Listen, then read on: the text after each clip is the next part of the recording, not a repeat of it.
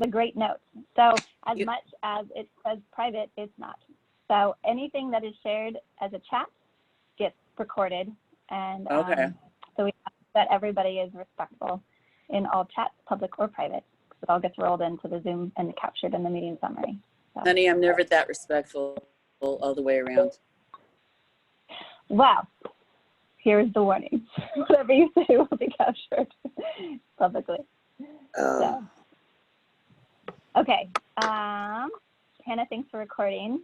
Yes. I think we should get going. It's 5:31. Thank you, everyone, for joining us for what we just discussed. Amazingly, is the 22nd South Central Fresno Community Steering Committee meeting. For those of you that don't know me, my name is Crystal Lazard. I'm with the Institute for Local Government. I've had the pleasure of being one of your facilitators for the last, let's call it a year-ish. I have a couple colleagues I want to take a second to introduce tonight, and then turn over the introductions to. So Hannah Samakovich, can you wave your hand? So Hannah, you guys know, you've seen her with me for the last 6 or 7 months. And then we have two other colleagues that you may not know, but they've been in the background and watching and observing and learning with you. So I want to point out Erica Manuel. Erica, can you raise your hand or wave? Hello, everyone. Erica. I've been at a few meetings already. Oh, yeah. You met Erica back when we met in person back in March. So Erica, and then Kim Dinko, who is our other colleague, who's going to be our assistant facilitator tonight and co-hosting. So if you have any tech problems, Kim Dinko is your friend and ally in this tonight. But I'm actually going to turn it over to Hannah to start us off. Great. So several agenda items today, and it's a little bit smaller agenda, so we have more time for conversations and dialogues. Today we're talking about enforcement update, and incentives updates is going to be coming next, and air monitoring update. Any thoughts or concerns what we're going to cover tonight? These 3 items. Just a reminder that this agenda. Games do you play? You know how there are like some games where you have to write notes on the guitar? Yeah. We can hear you talking to your family. That sounds like fun. Folks, please go ahead and mute yourself. We hear a lot of background noise. Sorry, Hannah, that was me. I apologize. I'm on mute now. It's okay. And just a friendly reminder that Kim will be muting you as well as we go forward, because sometimes we just forget to mute ourselves, and it's totally normal. So just a friendly reminder that these agendas were developed with the co-host Kimberly McCoy. And another friendly reminder that at the end of the meeting going forward, we will be spending some time and talking about future agenda items and asking you for the feedback. What should we be discussing in the next meetings? Before we move on to the Zoom etiquette, I just want to briefly double check that our Spanish speaking participants are all set. The friendly reminder, we are translating in Spanish live, and to get to the Spanish channel, you're gonna click on your little globe sign on the bottom of your screen and select Spanish channel. And Hannah, I'm gonna go ahead and interrupt and say that in Spanish so that if they have not been able to do so, we'll take care of that now. Muy buenas tardes. Si necesita usted escuchar esta reunión en español, lo que puede hacer es abajo de su pantalla va a haber un logotipo que parece un mundo, dice interpretación. Allí puede seleccionar la opción de español o Spanish y ahí va a poder escuchar la información en español. Y aparte de escoger ese canal de español, si puede también silenciar el audio original y va a decir Mute Original Audio. Y así va a poder ver, nomás recibir la información en ese idioma de español. Thank you. Thank you for that. I'm gonna stop my screen share. And just one moment, I'm gonna pass the host back to Heather. Just bear with us for one moment. Thank you. So Crystal, I wonder if, as I'm passing the host back to Heather so we can fix Facebook Live, if you don't mind pulling out the roster and doing the roll call.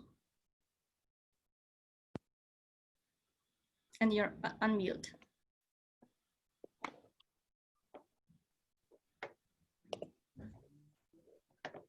All right, thank you. Yeah, sure. Okay, so we're gonna go quickly down the roll call. And when I say your name, just for practice, if you don't mind raising your blue hand, which if you go under participants, you'll have some choices, and the little blue hand is to raise your hand, just to practice. When I say your name, and I apologize because I will probably say some of the names incorrectly, just raise your little blue hand. And if you are on a phone, you can do it with *9. So, okay, I'm going to go through Liliana, Venice, Genevieve, Diami, Hilda, Dahlia, Estella, Eric, Selena, Larry, Isabel, Michelle, Andy, Santok, Lisa, Janet, Sylvestra, Kevin, Bill, Victor, Aurelia, Janice, Nayamin, Kimberly, David, Laura, Oscar, Ivanka, Rick, Ed. Okay, and now as our government participants, Gregory, Braden, Scott, Lupe, Frankie, Peter, Catalina, Micah, Jody, and Janelle. So that's who I have on this list as Community Steering Committee members. Are there any members on the Zoom call whose name I did not call out, or any alternates who want to introduce themselves? Go ahead and unmute David yourself. Meeker. Hi, David. Good evening. Okay. Hello. So because we have a lot of folks on this call, oh, Diamond, did I cut you off? I apologize. We have a lot of folks on this call. So what I'd like to do is say thank you in advance for if you are a non-community steering committee member, be that CARB or ILG or the Air District or a member of the public. We're going to ask that you save your self-introductions until the small group work that we're going to do pretty soon. So tonight, and it's going to go over the agenda in just a minute, but you'll see that we're going to break into breakout groups. So we'll get some time to do a lot of dialogue with each other. So just in the interest of time, we're going to move forward, but we'll do some introductions in those breakout groups. So, all right. Thank you, Crystal. Just a friendly reminder about Zoom etiquette. As Crystal mentioned, please go ahead and rename yourself if you haven't had a chance. It's very important for us to be able to make those groups for our breakout activities so we know who is who. Please stay on mute unless you're speaking or planning to speak. We do encourage raising your blue hand before asking a question. If you have questions during the presentation, just raise the hand. We're going to be taking questions in the end. Use the chat box to communicate questions or make comments. We will try to answer to the questions as we go. If you need to leave early, please just send us a note via chat box and let us know. And that's about it. Feel free to use reactions if you thumb up or claps. That's just gonna make our meetings more interactive and engaging. And with that, I would like to pass it to Ryan for the welcome. Thank you, Hannah. Thank you, Crystal. I'll keep this very, very brief. We have a full agenda. Really just want to thank Kim McCoy for being our gracious co-host for this meeting. She was great to work with and helping to prepare an agenda and really engaging with us. I see that there's 57 people on this call. It's extremely encouraging that the desire of everyone to continue this important work for the improvement of the South Central Fresno residents and businesses. So just thank you, everybody, and looking to continue our good work. Thanks. Thanks, Ryan. And our community co-host, Kimberly McCoy, has a couple words to say as well. Good evening, everyone. Kimberly McCoy here. This is the first meeting that I am community co-hosting. I hope that I hit on all the points for our agenda that are important to our steering committee and our residents who are taking part in this meeting tonight. And I'm looking forward to a successful meeting. We have a lot of ground to cover, and I'm just ready to get started. Great. Thank you, Kimberly. Okay, so I'm scrolling through the participant list, and I see that several folks will still need to add either organization or rename themselves. Again, please, please, please do that. Add CSC as if you're a committee member. If you are CARB or Valley Air District staff, please add that to the name as well. And if you're a member of the public, welcome. Just please add organization if applicable. Okay. And with that, we're gonna dive into our first round of presentations and excellent follow-up group discussions. We're gonna hear from Jake Felton with the Valley Air District. He's Director of Compliance, followed by Justin Shields with California Air Resource Board. And Jake and Justin will share with us enforcement measure implementations and SERP implementation enforcement measures. Again, just a friendly reminder, please wait until the end of the presentation to ask questions. We're gonna move you into smaller groups with CARB staffers and Valley Air District staffers in the small groups, and they will be able to answer additional questions. And meanwhile, use the chat box to type your questions, and we will be trying to answer them live as feasible. And with that, I'm gonna pass it to Jake. Jake, please go ahead and share your screen for the presentation. All right. And just a friendly reminder for our Spanish-speaking participants, the presentations are online, Jessica?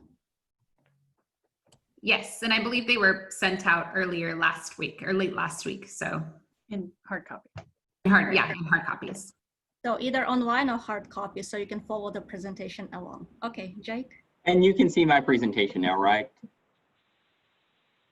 No, you can't. All right. No. Once more. How about now? Yes. Okay, perfect. Let's just pull up. Got something hiding here. Just bear with me for one moment, folks.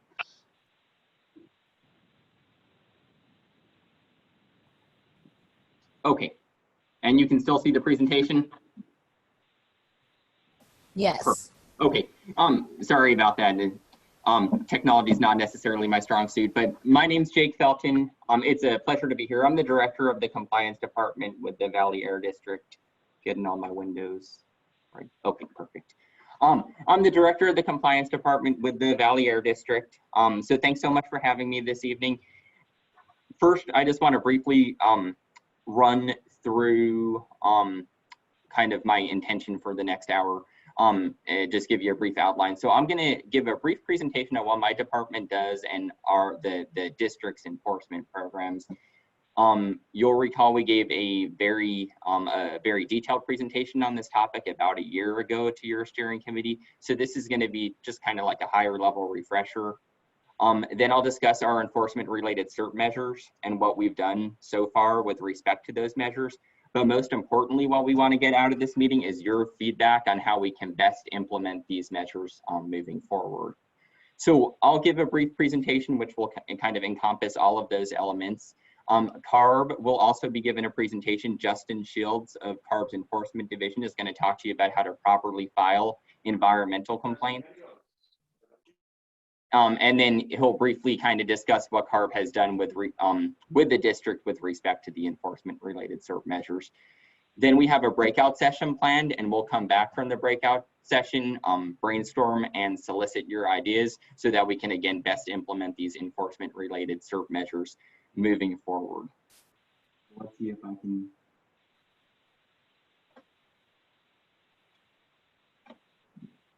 Get to the next slide. There we go. And what's a shame here is that the slides are showing up in a different screen as my camera. So I'm going to briefly look away so I can see the slides and then come back to you. So the district performs a full suite of enforcement and compliance assurance activities. We conduct inspections of permitted and unpermitted sources, equipment breakdown investigations, source test observations. We conduct our own source testing as well as monitoring. And then one of our highest priorities is investigating citizen complaints. So if you call in a complaint, we will respond to your complaint, thoroughly investigate it, and then report back to you all within a very timely manner. We conduct inspections and investigations to determine compliance with local, state, and federal air quality regulations targeting criteria emissions, as well as toxic pollutants. We enforce our own rules and additional permit requirements based upon non-attainment new source review and prevention of significant deterioration requirements. We enforce a multitude of ARB regulations, including various airborne toxic control measures and greenhouse gas regulations, also a number of federal standards. So some elements of our enforcement program, we conduct inspections and investigations of permitted sources, including continuous emission monitoring systems. We use advanced detection and monitoring equipment, like portable analyzers, to determine compliance with emission limits. We investigate public complaints like I just talked about. We enforce residential wood burning curtailments, open burning prohibitions, conservation management practices plans, which kind of target PM10 emissions from on-field agricultural operations, as well as fugitive dust requirements for things like construction sites and open areas. We have a portable equipment registration and inspection program. We enforce the federal asbestos regulation, a gasoline dispensing facility inspection program. We enforce consumer product regulations that target things like paints and solvents, as well as point of sale regulations, which affect small water heaters, small boilers, small water heaters, furnaces, things like that. We also enforce the state's anti-idling regulation, as well as indirect source review requirements, which target emissions from sources that aren't necessarily subject to stationary source permitting.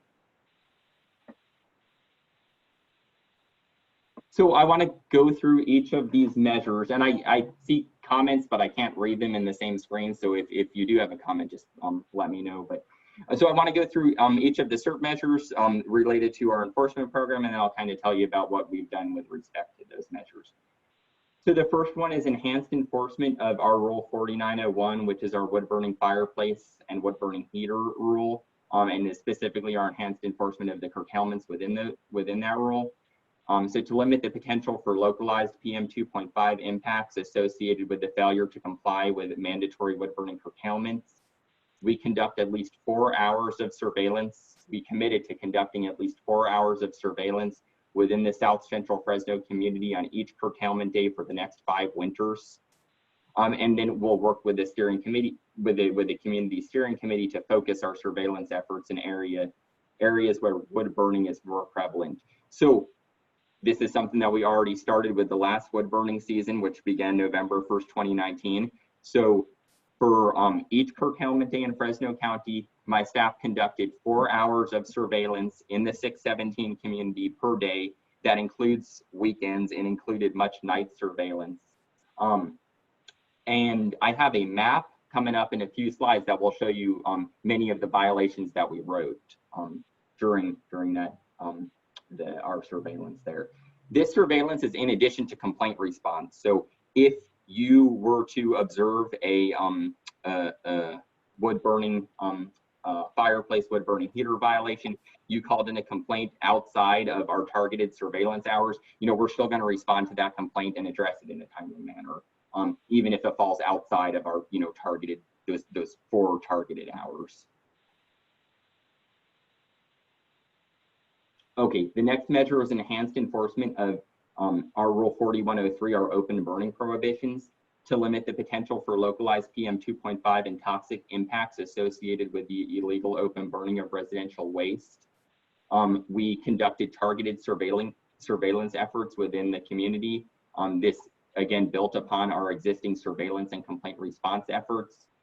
So we committed to conducting additional targeted surveillance at least once per quarter over the next 5 years. And again, working with the steering committee to figure out kind of where violations are most prevalent, so we can focus our surveillance efforts in areas with historically high non-compliance rates.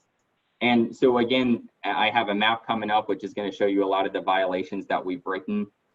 But we conducted targeted surveillance in the first quarter.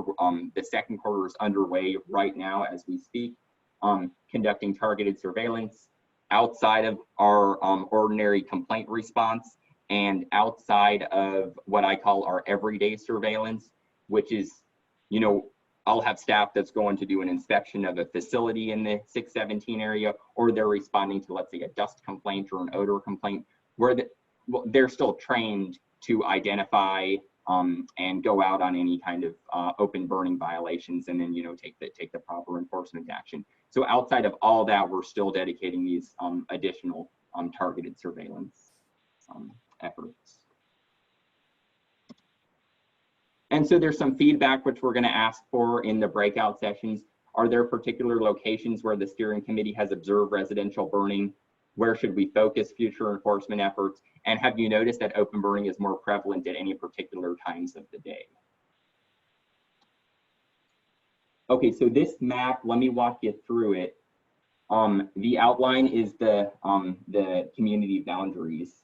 The open flame little symbols, those are open burn violations that we wrote. So like residential open burning on the ground.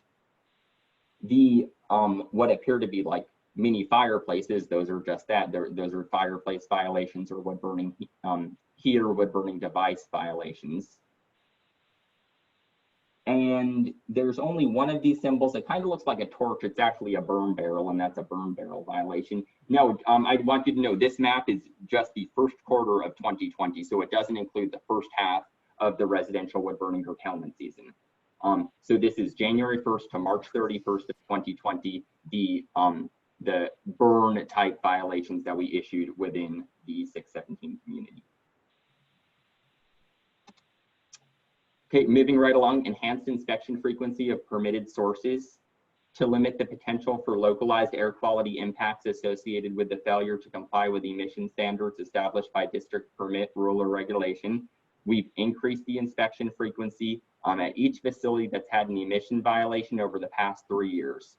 And then we're going to inspect those facilities at least twice per year for the next 5 years, or until the facility has had 4 consecutive compliant inspections, whichever occurs first. And so this is already underway. After the SERP was adopted, we went through, we identified facilities that had a history of emissions violations. We changed the inspection frequency to 6 months. So we're out there twice per year, again, already underway. Enhanced enforcement of fugitive dust requirements to limit the potential for localized air quality impacts associated with fugitive dust from construction or earth moving activities and open areas subject to Regulation 8, which is our fugitive dust control regulation. We're conducting targeted surveillance efforts within the community, building upon our existing surveillance, inspection, complaint response efforts. We're doing one targeted enforcement effort within the community per quarter during the dry months, so the second and third quarter for the next 5 years, and I apologize for the space in there. And again, this is outside of complaints, it's outside of the inspections that we've already do. So this is underway at this point, with this being the second quarter of the calendar year. What we've done is we've pulled a list of all of our sites that have filed dust control plans or construction notifications as they're required to under our fugitive dust rules. And we're inspecting all of those sites. We're also investigating construction sites and construction sites and kind of earth moving sites in the community that we've observed that don't have a dust control plan or construction notification on file. We're investigating those sites. And then we're also looking for your feedback on any construction or earth moving sites or other areas of concern with respect to fugitive dust that you have. This list below on the bottom half of the slide shows the active dust control plans and construction notifications in the community right now. So there are more dust control plans and construction notifications than just these, but these are the ones that we believe they're actively working on based on the dates that they provided in their dust control plan and construction notifications. Okay, next measure is a pilot training program for conducting self-inspections at gas stations to limit the potential for air quality impacts associated with vapor recovery defects at gasoline dispensing stations. We've developed a pilot training program to instruct gas station operators to conduct thorough self-inspections of their vapor recovery systems to aid in the identification and timely repair of vapor recovery system defects. And we'll provide this hands-on training to each gas station operator one-on-one in the community. We've developed a training program, and then some of these COVID-related restrictions set in. In order to do this one-on-one training, we really have to be kind of right there next to the operator, showing them the equipment, showing them the inspection points and what to look for, what a violation looks like. So we've developed the training program, and then once some of the COVID-related social distancing restrictions ease, then we'll be out there providing this one-on-one training. And finally, enhanced enforcement of the state's heavy-duty vehicle anti-idling air toxic control measure. So to limit the potential for localized PM 2.5 and toxic impacts associated with the failure to comply with this, this measure, we've partnered with CARB to conduct additional targeted anti-idling enforcement efforts in the community at least once per quarter for the next 5 years. Quarter one's done, quarter two is underway right now. And we'll work with the steering committee to identify any hotspots, especially those near schools, and we can kind of use those hotspots to aid in our enforcement and kind of focus our enforcement efforts. Jake, I have a question real quick. This is Kimberly McCoy. Yes, of course. Going back to the pilot training program, I understand that because of the impacts of COVID-19, you're unable to do the training side by side. But once the restrictions are lifted a little bit more and you're able to conduct the training, how will the data be collected and shared back out with the public and the steering committee? We'll keep track of each station where we do this training, and we'll report that back to you.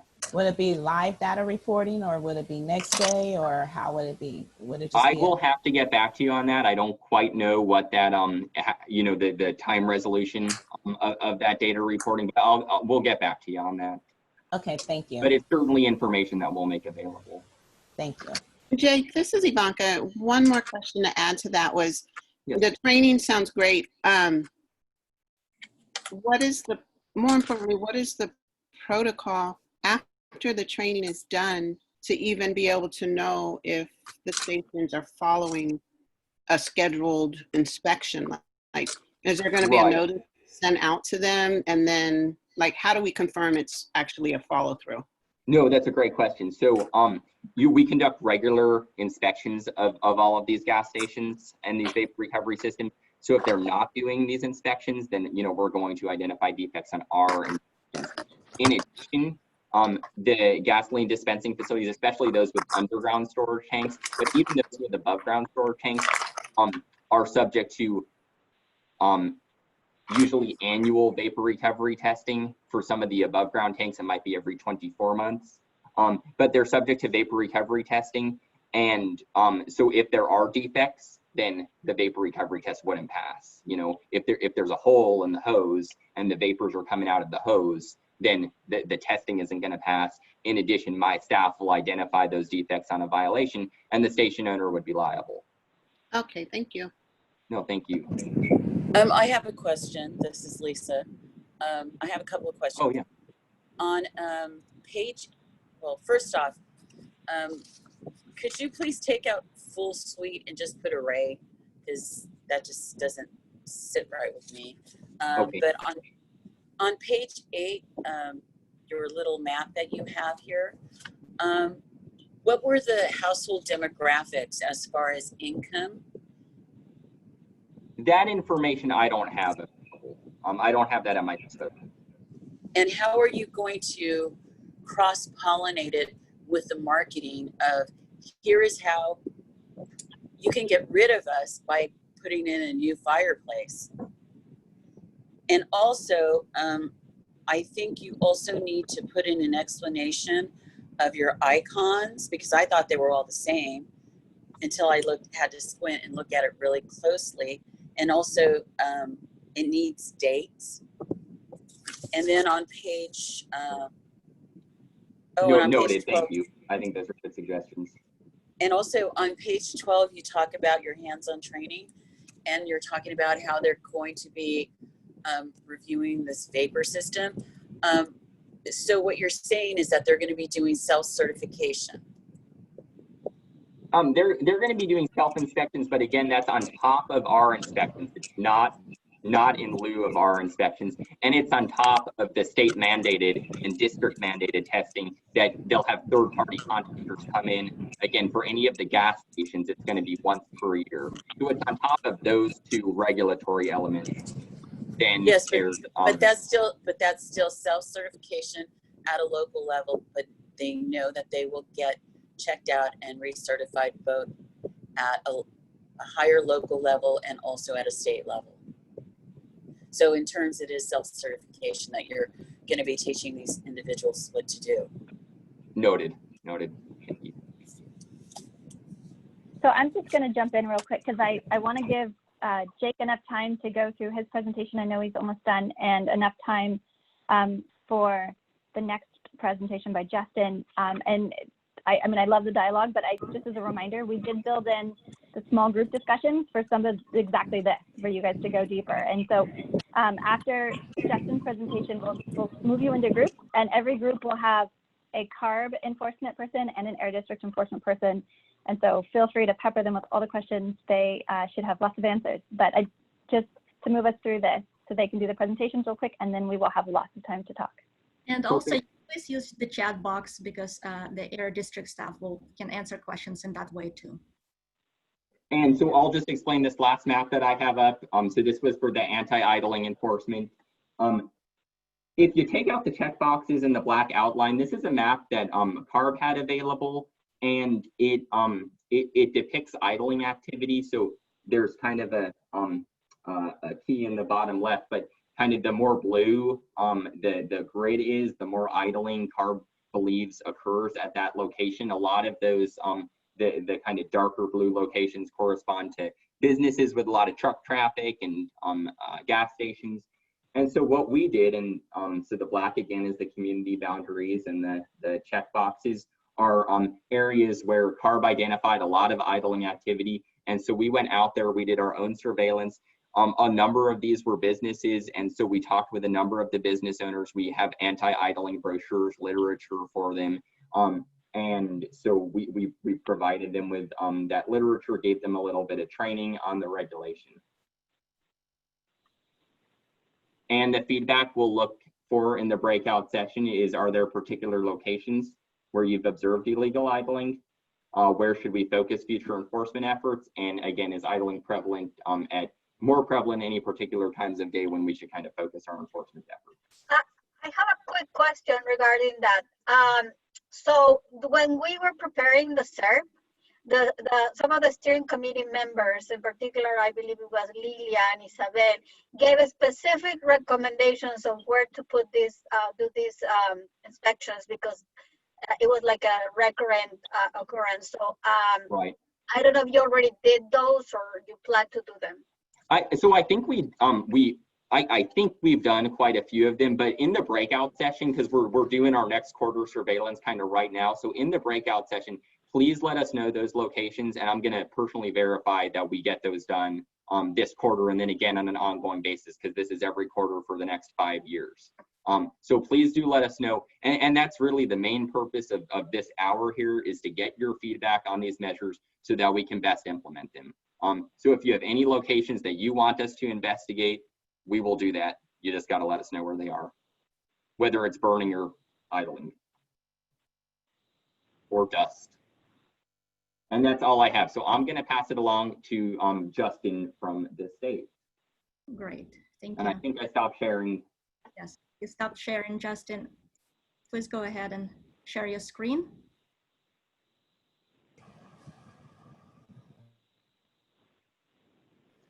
Can everybody see my screen right now? Looks good. All right. Good evening, everyone. My name is Justin Shields, and I am an air pollution specialist with CARB's Community Outreach and Enforcement Section. To begin, I would like to thank everyone for allowing me to come out and make this presentation. Just a brief overview of what I will be discussing. To begin, I will talk about reporting complaints and how the community is one of the best tools that CARB and the district have available. Finally, I will briefly provide an update to CARB 2019 enforcement activities and go over CARB's results for the idling sweep we participated in South Fresno in the first quarter of 2020.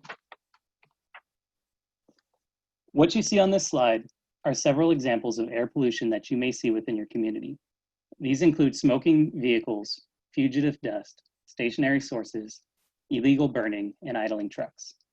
The issue is what happens when you see a reportable air pollution concern and CARB or the district are not around to witness or take action. Well, that is why reporting the things that you see and are concerned about to the air district or to CARB is very important in protecting your community. What is a reportable air pollution concern? Well, it can be anything, even an odor from a facility that bothers you. And if you report something to either CARB or the district that we don't have authority over, don't worry. Both agencies will refer the complaint to the proper authority. You are your community's biggest resource and enforcement's most powerful tool in our toolbox. I don't live here, and chances are that everyone that's here from a regulatory agency doesn't live in the community either. So as far as I'm concerned, you are the experts on what happens in and around the community. So I want you to think about what air pollution issues you see around your community. They could be related to dust, illegal burns, odors, trucks. And now that you thought about it, I want you to bring these into the work groups that we're going to have a little bit later. So what can we do about these? Well, the more vocal you are regarding reporting these concerns to the district and to CARB, the more that we will know and be able to properly respond. So reporting environmental complaints. In my experience, I think the best tactic to report a complaint is to remember the W's, or to remember the 5 questions. What? What is the complaint about? Is it an odor? If so, what does it smell like? Does it remind you of something? Describe it the best you can. For example, mom spaghetti, rotten eggs, or burnt plastic. Is it a mobile source, a heavy-duty truck?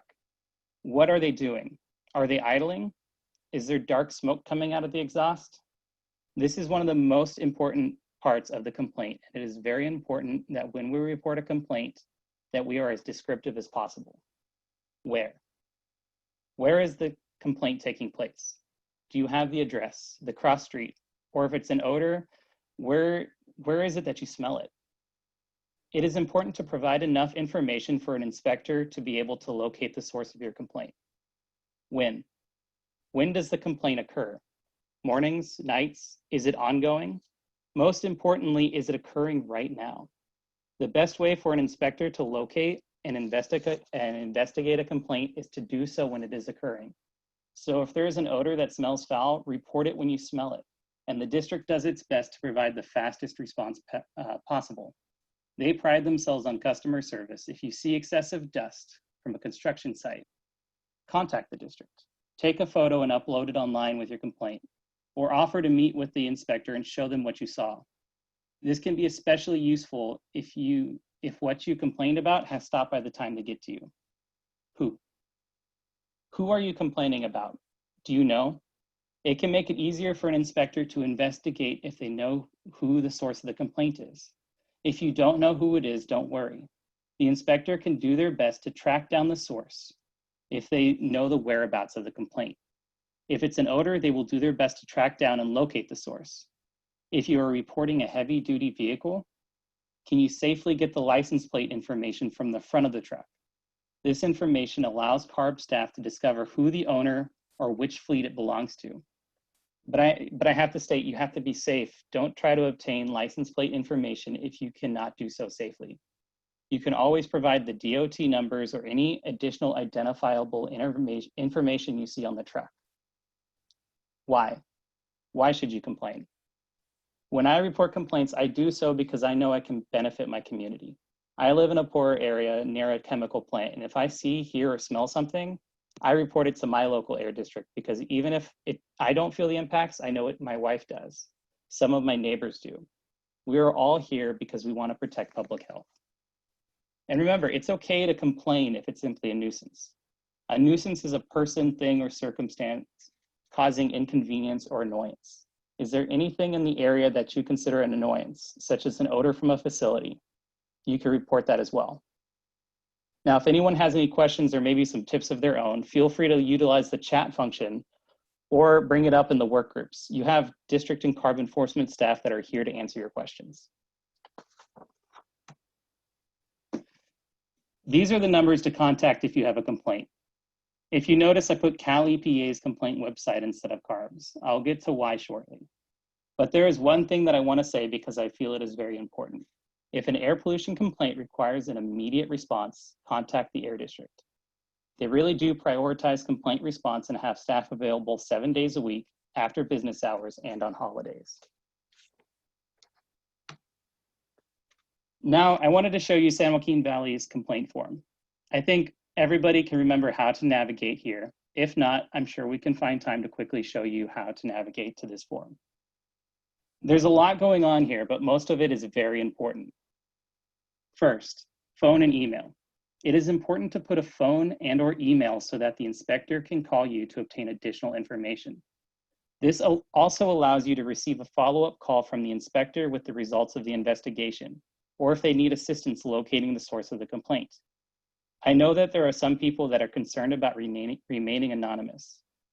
Well, if we select the privacy button on this form, we are provided the following information from the district. Confidentiality of personal information. The district maintains the personal information such as name, address, and telephone number of all individuals reporting a complaint as confidential to the extent allowed by state and federal law. Such information will only be released under very limited and unique circumstances where the district is required to do so. Next, we're going to focus on the complaint type and the description. This is our what. There are many things that we can complain about, from asbestos to odors to fireplaces. The description box allows us to provide details to our complaint. This is where we want to be as descriptive as possible. We should provide as much detail as we can so that the investigator knows exactly what the complaint is. Date observed. When. It is important to click the ongoing box if a complaint is happening as you report it. This way, the district can better prioritize the response. Address. Where. Remember, an inspector needs to know where a complaint is coming from so that they can respond. If you do not know exactly, that is okay. Provide a location where an investigator can observe the complaint and track down the source. Remember I said we would get back to the Cal EPA complaint website. Well, the reason why I put the link in earlier is because it's such a valuable tool. The Cal EPA website allows us to report many environmental concerns and to have them directed to the proper environmental agency.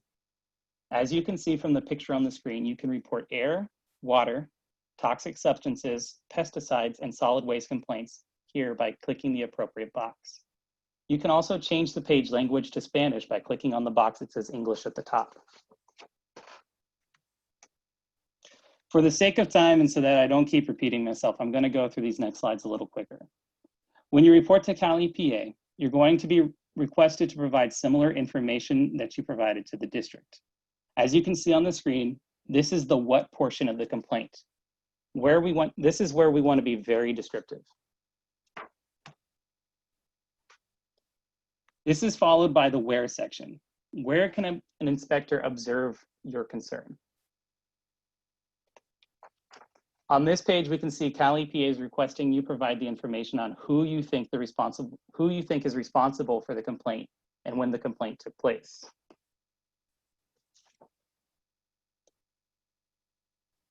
Finally, Cal EPA is going to request information about who you are. Remember, it is important to provide contact information because an inspector may need to obtain additional information regarding a complaint from you. What happens once an inspector receives a complaint? Well, I'm going to break it down into 5 steps. They are: a district inspector will be assigned to the complaint. The inspector will contact the reporting party to obtain additional information and to let them know that the complaint was received. The inspector will investigate the complaint. The inspector will take appropriate action if required for complaint resolution. The inspector will follow up with the reporting party and inform them of the resolution. Just so you know, if you report a complaint to the district or CARB, you are the reporting party. Now, does anybody have any questions or tips for the inspector? If so, you can utilize the chat function or bring it up during the work groups, because you're going to have CARB and district enforcement staff there. What happens after the complaint? Well, I like to tell people that it is very important to be patient. Not all complaints can be resolved immediately. So it is important to continue to report a complaint when it reoccurs. You are the expert, you are the one there, and you are the people in the community. If the district stops receiving complaints, they may not know the problem is reoccurring. The same goes for CARB. If we don't receive complaints, we may not know that a problem is reoccurring as well. And per the district policy, one household can complain 1 time per day about a specific complaint. So remember to be patient, but remain persistent. It is not annoying to receive complaints. It is our job to respond. Now, with what time I have left, I wanted to briefly go over what we did in 2019. As you can see on the screen, in 2019, CARB staff conducted a total of 682 program inspections in South Fresno. And out of those 682 program inspections, 637 were determined to be compliant. So in 2019, in the South Fresno area, we saw a compliance rate of about 93%. Now, how does that compare to the past years that we saw in the enforcement history? So if you go back into the SERP to the enforcement plan, you'll see the enforcement history that we provided. And as you can see, per one of our strategies, we did increase the inspections and saw the compliance rate remain around 90 to 95%. I also wanted to go over the results of CARB's participation in the district strategy to perform the quarterly idling sweeps. So CARB staff participated in the idling sweeps with the district in March. We looked at 37 vehicles within the boundary. We looked at 3 transportation refrigeration units, or TRUs, and 4 pieces of off-road equipment. Resulting from the sweep, we're looking into launching investigations into 2 companies. I can't say who those companies are right now, but when the results come in, I can inform the community steering committee. During the idling sweep, we discovered no idling violations. And CARB staff, when we were out there doing the idling sweep, we did look into the locations provided by the community steering committee. And we also looked into several locations around sensitive receptors all over the South Central Fresno area, including schools, senior centers, and hospitals. And I just wanted to note that when we did find a heavy-duty vehicle pull over, usually they turn their engine off right away. I know that we have limited time available here tonight, and luckily we do have the work groups coming up. So if anyone would like to have an additional conversation regarding complaints or CARB enforcement inspections, feel free to reach out and we can speak further. I provided my contact information, so if you have any requests for additional training or any comments that you would like to make about the presentation, feel free to contact me. And thank you, everybody. Great. Thank you so much, Justin, for this very informative and detailed presentation, how to file the complaint, and Jake for a very informative presentation about the work that the district is doing to enhance enforcement. So in a moment, Crystal is going to break you into groups. This is first time we're trying this activity as a whole group and with a Spanish translation live. So just bear with us and thank you for your patience. And again, we're learning as we go. Thanks, Hannah. Okay, there's a couple things. We have translators set to go into 2 of the breakout rooms, and I've put who I believe need the Spanish translation into those 2 groups. However, if I missed you or didn't know, please pop out of the breakout group and I can reassign you into one of those 2 groups. And to pop out of the group, you're gonna click on Leave the Meeting button, which is gonna be on the bottom of your screen. Thank you. Thanks, Hannah. Okay. Ideally, everyone will have plenty of time to have some self-introductions and then go really deep into these two very data-rich presentations and ask any questions you have and receive hopefully all the answers that are in existence. There's 3 questions that we're going to guide you through in these groups. The first one is, are there particular locations where you have observed illegal idling? And where should the district focus future enforcement efforts? And the last one is idling more prevalent at particular times of the day? Those are the prompt leading questions. We're going to move you into these 3 groups, or these breakout groups for 20 minutes, and then we'll pull you back in. So you'll get a 1-minute warning or a 2-minute warning before the end, and then we'll pull you back in. We're asking if, preferably not someone from CARB or the Air District, but if one of the Community Steering Committee members can report back what your group discussed at the very end, just something really short, like 30 seconds, just like a highlight or something that was really critically important and you wanted the whole group to hear. We will be taking notes and trying to capture everything that's happening in the breakout rooms as well, but we will have time to share. So heads up, they will be seeking volunteers or voluntold for those sort of group reporter assignments at the end of the 20-minute period in the small groups. So I'm going to move everybody in. If you need any help, you can pop back out like Hannah explained and talk to us. I'll still be here in the main channel with Hannah. So I'm going to open all rooms and we will have 20 minutes. So if you don't hear from me verbally, I will be pulling you back in about 6:32. And please accept your group assignment. If you don't accept it, it's a little trickier to reassign you to the group.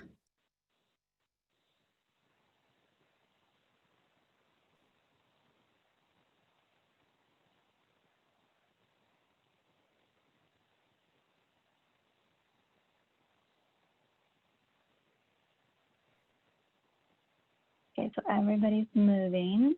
Mm-hmm.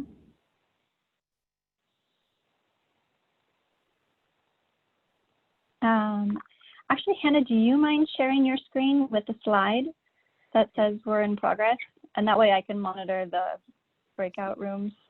I do see 7 participants on my screen. It doesn't seem like they were. These are people that haven't yet accepted the move or weren't assigned in the case of you 2.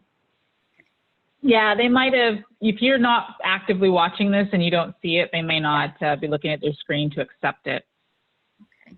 Hannah, when you do your sharing, if you can put it on full presentation mode, I think you'll see the full screen.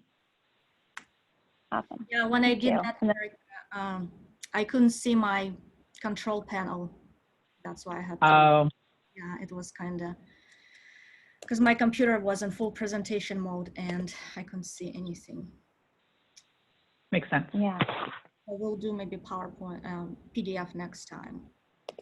Okay, I'm gonna share a screen. Thank you, Hannah. Cool. Awesome. Do we think that? Do we think that people who are still on the screen, but join the group is still live on their screen? Yeah, because I still have all my controls. I can do so things. This is Edward. I'm doing this on an iPad this time, trying to figure out, it's fairly new to me on iPad anyway, but I don't see any implication whatsoever. So maybe you could help. I'm gonna reassign you and it should pop up again. So let's try that. I'm gonna stick you in this group. So you should have something that just popped up. Do you see anything? Yes, I do. I'll join right. Thanks, Ed.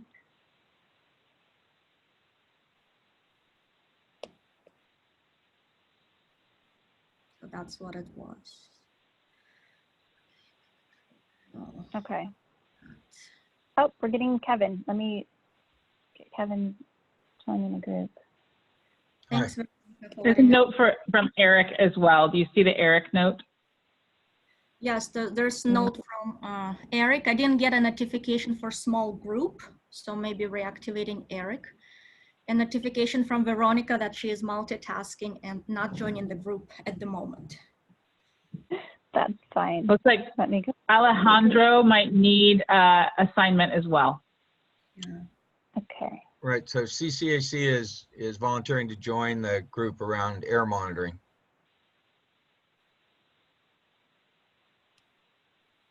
Okay. Kevin, you should have a group assignment now. Veronica, I will leave as is. Alejandro, you said was the other one? And Eric. Okay, let me give. Alejandro and Eric. Okay. Okay. They should be, Eric and Alejandro, you should have groups. Are you, let me see if I can see you. Okay, they should be gone. Okay. Let me double check chat. Okay, Eric. Cool, okay. All right. All good. Okay. I'll send them a message about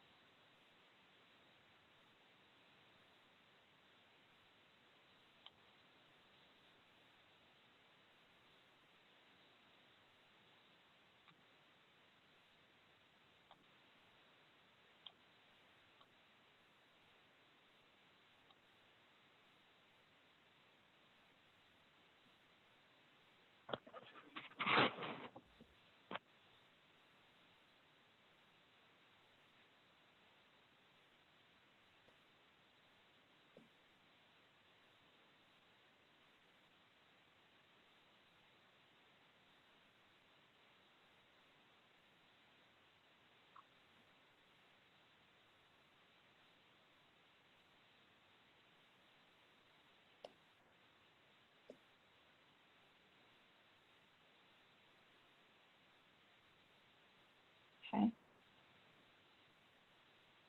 Wait, did I?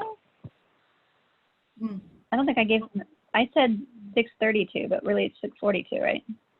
Yeah, you said 6:30. Yeah, it should be 6:45-ish. Yeah, but Yeah, it's okay. okay because when you're in the group, you don't really pay attention to timing. But the messages from the host are very helpful because they're right in your screen. Ah, yes, Heather just got the group message I sent. Okay.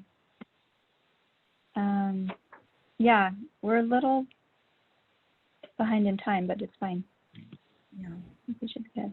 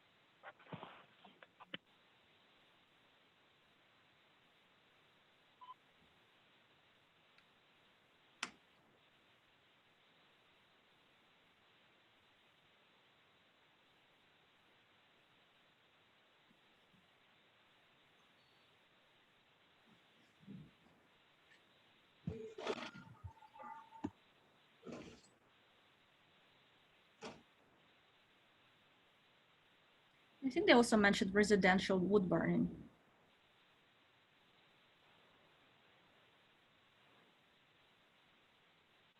Residential burning.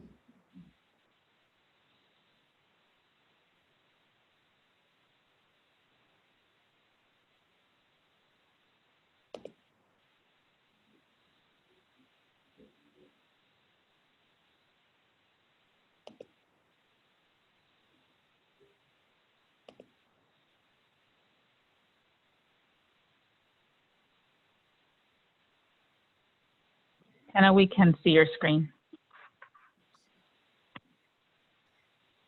let me just, thanks, Erica. Let me just use the one you sent.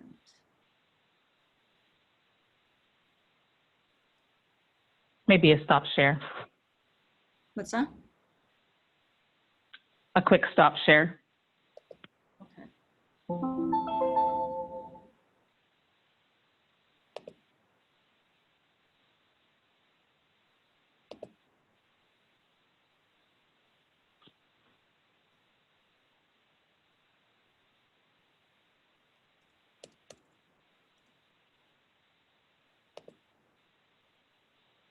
Lilia is back in.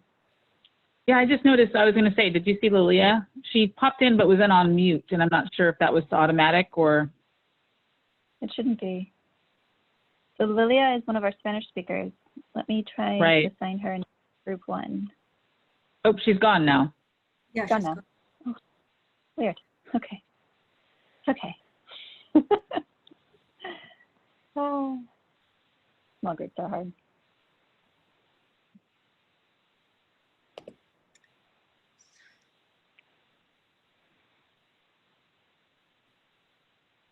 She's back. Aha. Okay. She's connecting the audio. But I don't have, let me try to get, let me pull one of the translators out. Do you know if she's out because she needs something or? I don't think she was here before. I think she's just joining. Let me pull.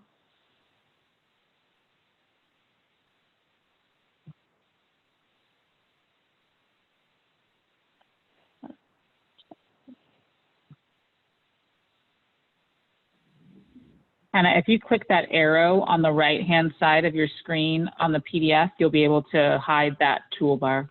Thank you. I remember. Awesome. Thank you. Okay, so Lilia is using the chat box, saying hello.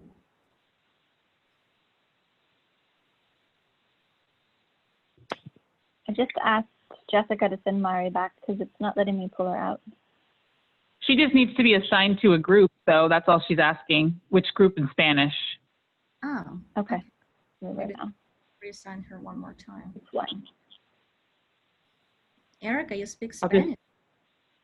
Yeah. That's cool. I was about to pull out Google Translate to see what she's saying. I'll write back to her. Okay. She should go now. She just has to accept. Can you tell her? There we go. Oh, she just left. So I can't send her my note. I put her into group 1, so she should. Okay. Yeah, I couldn't message her. She left right at the same time. Okay. Yeah, I don't think Lilia was here before. I think she just joined the meeting. Okay. Perfect. So we have Lilia and Aurelia in group 1, both Spanish speakers. Although someone else is joining now. So Crystal, we have Oh, 5. we've got another number, 753 number. Hi, this is Denise Curry. I'm joining. Hi, Vinny. We are in small breakouts right now. Let me assign you to the group. All right. Thank you. The small breakouts are talking about locations for idling and how often and where. Mm-hmm. All right. You'll need to accept the, oh that happened. Uh-oh, she's gone. Let's hope she accepted. I think, well, she did. If she disappeared, well, yeah, she's either off the meeting or she accepted. So I think last time I've noticed when you don't accept, it sends you to the group automatically, or maybe not. That's not what happened with me. It just stays up there. Thanks, Maddie, for coming back. I figured it out. We had Liliana and joined late, and so I wanted to make sure that she got instructions on how to join. So I asked Jess to pull you back in, but I got her into group 1, so she's good.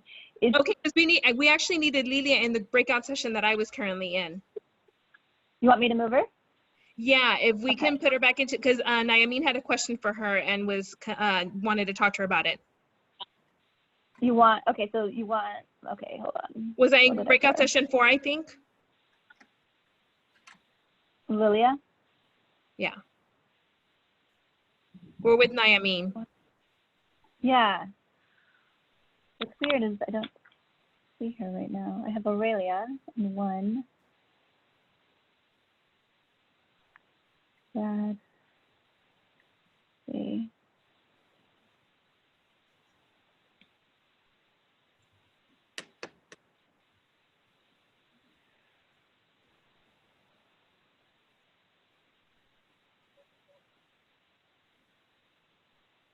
She may have dropped off the call. She's not showing up on my list anymore. Okay. Okay, so if she joins back in, we'll throw her in with you guys in group 4. You're in Okay, group perfect. 4. Yes. Yeah. Okay. All right. Thank let you. me get you back in the. Can you get yourself back into group 4? I don't. Oh wait, maybe. Yes, I can. Okay, cool. Okay. Bye. Thanks, Maddie. Okay. All right.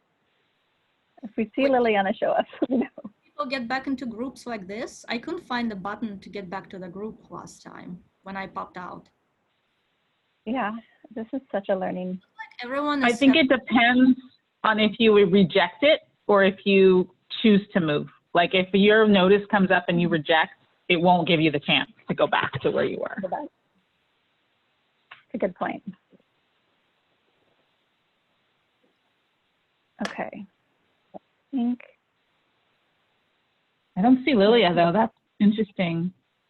I don't either, which means she may be lost connectivity and got kicked off the call. Technology. Do either of you guys want the host controls and see what this looks like? Yeah, or you do you can want to just practice? pass it to me. I'll just, yeah. I'll look around. Okay. See what happens when I make you the host. And we're still live on Facebook, right? We are. Oh, the only thing, Hannah, is since you're showing your screen, you won't be able to see actually most of the controls. I lie. Yeah, it's maybe you're right. Yeah, it's when you share your screen is. Yeah, no, that's it. Control You is have kind to. you feel, but you can't. You don't. This won't pop up the same way. It's just weird. So okay, I'll hold on to it and we'll do it another time. Yeah, we'll set up a practice. Should we give them 5-minute warning? Did we think it was 6:45 or 6:42? The exact time is actually 6:42. So I thought maybe 6:45 if you're giving them 20.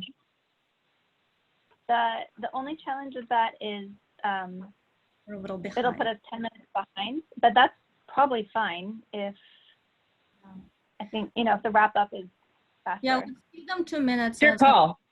And another minute. 6:42 is the actual time for 20 minutes. Let me give them a 2-minute warning. Because it's going to take another minute to bring them back. Yeah. Yeah.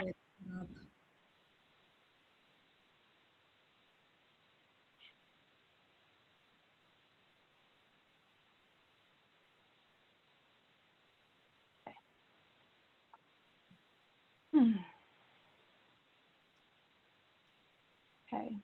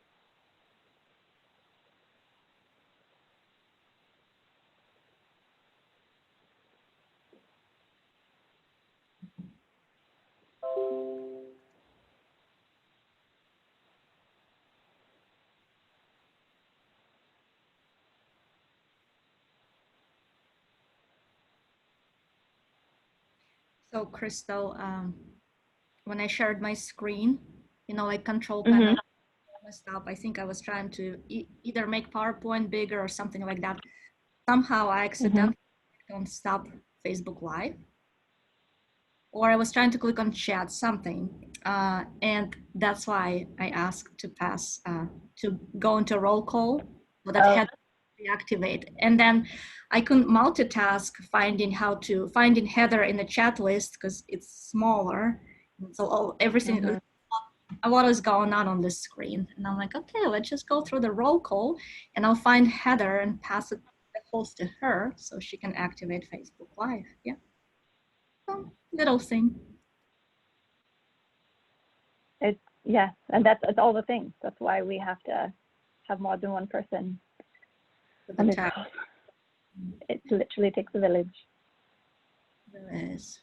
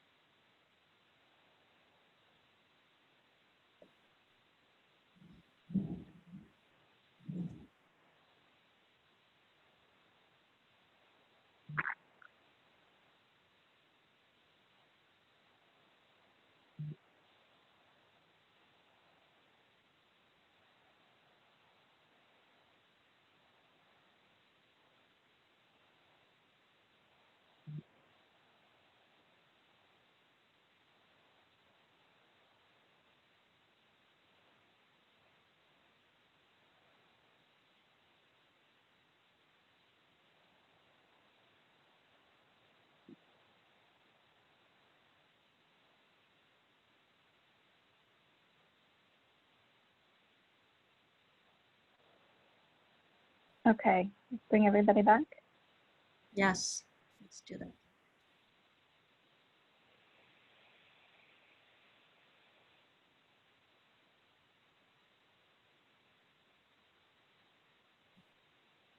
Okay, yeah, and we can make up the time. Yeah, I'm gonna stop sharing my screen.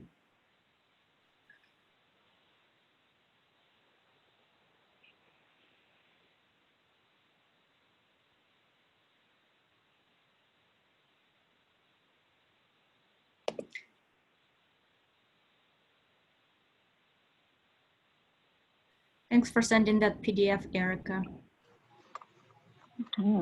Welcome back, everyone. Welcome. That's magic. Isn't it? Just sort of sucked into different worlds. Welcome back. Please go ahead and mute yourself.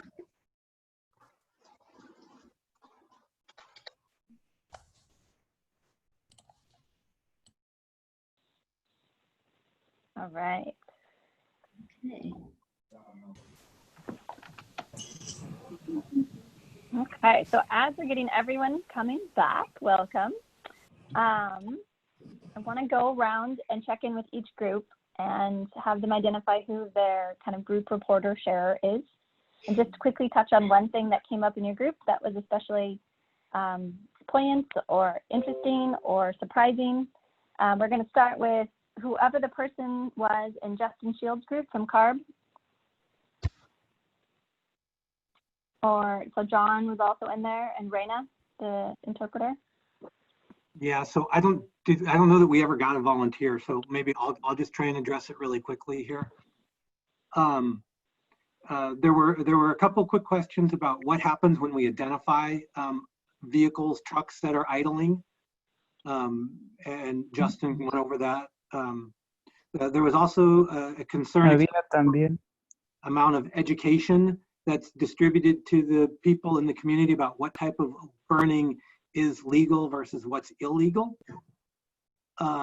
And was there more education available about what type of equipment can be reported? We talked there, the district has some pamphlets that are available about illegal burning. We addressed that. And then finally, the last También, finalmente, are there other options that hay could be otras opciones farming communities other than burning their waste? John, I'm going to interrupt you real quick. You may have to reselect your language of choice, your interpretation, now that we've come back in. Oh. So, yeah, sorry. Again, this is a learning experience for all of us. So as you come back in, if you would like to be put into the Spanish language interpretation channel, you will have to select that as well. If you want to stay in the English channel, I believe you also have to select English. Okay, so I think. And in the Spanish, sorry. So in the Spanish channel, you'll want to. So in the Spanish channel, you'll want to select mute original audio, as well if you're hearing both channels too loudly. John, do you want to quickly maybe repeat part of what you shared? Sure. Let me try and do that really quickly. So wanted to we had questions about what happens when idling is identified. What's the process that goes through, and what's done to try and discourage that and stop that from happening. Also wanted some outreach and education about what type of burning is illegal versus allowed burning. And then what type of equipment can be reported in terms of idling equipment, and what's allowed, what's not allowed. Were there some pamphlets? Oh, I'm sorry, I said there were pamphlets available on the burning. And then for egg burning, there are other options available for farming that could be encouraged for them to use or required for them to use other than the burning of their waste. Thanks, John. All right. Does anyone else from that group want to jump in and add anything? Not hearing any. Okay, I'm going to go to the next group, which had Eric from CARB and Daniel from the Air District as the technical leads. Yeah, and I'll report back because I tried my hardest to twist arms to get residents or steering committee members to be in charge of this, and they felt that that was not something they wanted to do. So real quick, one of the comments was to make sure that when we're communicating the enforcement data moving forward, that we be clear and concise about any differentials that come up with regard to pre-COVID numbers and COVID numbers, in addition to COVID numbers that may, I should say, enforcement numbers impacted by the kind of current wave of COVID that we're experiencing, and then wave 2 of COVID, which we anticipate to be happening maybe in fall into winter, and we may be on a stay-at-home order again. There were some questions about how we do surveillance, and do you randomly just drive around streets? How is it done? And Daniel answered that yes, we do. We do make sure that the areas are subject to the rules such as the residential wood burning rule. We don't overlap inspectors. We make sure that we have one person working in each area. We do generally kind of 2 hours for residential wood burning, 2 hours in the morning, 2 hours in the afternoon. We do respond to complaints, but we'll do surveillance on our way to complaints. We make sure that when we actually see something that's in violation, we take photographs and send the letter with the violation in the mail, usually the same day if at all possible, so that the person will get it really quickly and can relate it to the use that they were engaged in and get back to us.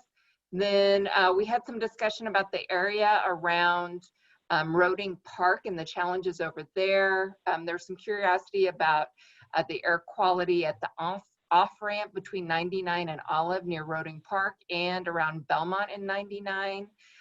There's a thought that air quality is in the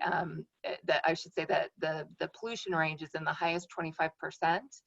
and that it doesn't need to be because there's only 14 days a year when the zoo parking is fully impacted. Those are usually holidays, busy weekends. District is going to look into putting the monitoring van near those locations during a peak period. There was a concern that when they reopen the parks here, I think in the next couple of weeks, that it will be really crazy and potentially lots of traffic, meaning some high air quality levels. Another comment was to look at the truck counts and look at enforcing idling and truck rules around Producers Dairy. There's some work at the city to potentially reconfigure that area to take over 8th Street. And we need to get the monitoring van out there again to assess what kind of impact that would have. Look into the area west of the railroad tracks in Belmont as you head towards the cemeteries, because there's a little neighborhood over there that's kind of an island neighborhood in the midst of a whole bunch of other industry and stuff going on. Occasionally homeless person making fire. The comment was an abandoned home. I think it also happens when it's not in an abandoned home, and making sure that we're addressing that. Be curious to know about the potential or the impact in closing off the Highway 99 off-ramp there at Olive, as it gets very backed up and causes all sorts of problems at the zoo, as the entrance to Roding Park at the north side there on Olive gets very backed up, especially during the 14 really busy days a year. Did I forget anything? That was a lot, you guys. That was a very efficient 20 minutes. Okay, I'm going to go next to the group that was in with Natalie Spiegel from CARB and Jake Felton from the Air District. Well, I'm actually going to just stop you for just a moment there. I want to make sure that our Spanish speakers, if somehow when they got kicked out of the other breakout session, are back in the Spanish channel. So, en español voy a decir si necesitan la información en español y estaba en el grupo, va a tener que seleccionar otra vez de recibir la información en español. So, abajo de su pantalla va a haber un icono o un logotipo que se parece como un mundo. Ahí va a seleccionar el idioma que quiere escoger, ya sea inglés o español. En este momento, si necesita esa información en español, oprime el botón que dice Spanish o español. Y luego también lo que quiere hacer es silenciar el audio original que dice Mute Original Audio para que puedas escuchar todo solamente en español. Gracias. Estoy tratando de hacer eso, pero no está ahorita la interpretación en español. Oh, porque Reina dice que ella lo está haciendo, nomás que parece que no pudo entrar al canal. ¿Lo puede tratar de hacer otra vez? A ver, porque ya he silenciado el audio original, pero no se escucha nada. A ver, voy a tratar otra vez. Ok. Spanish. Mute. Dice, yo te escucho, Reina.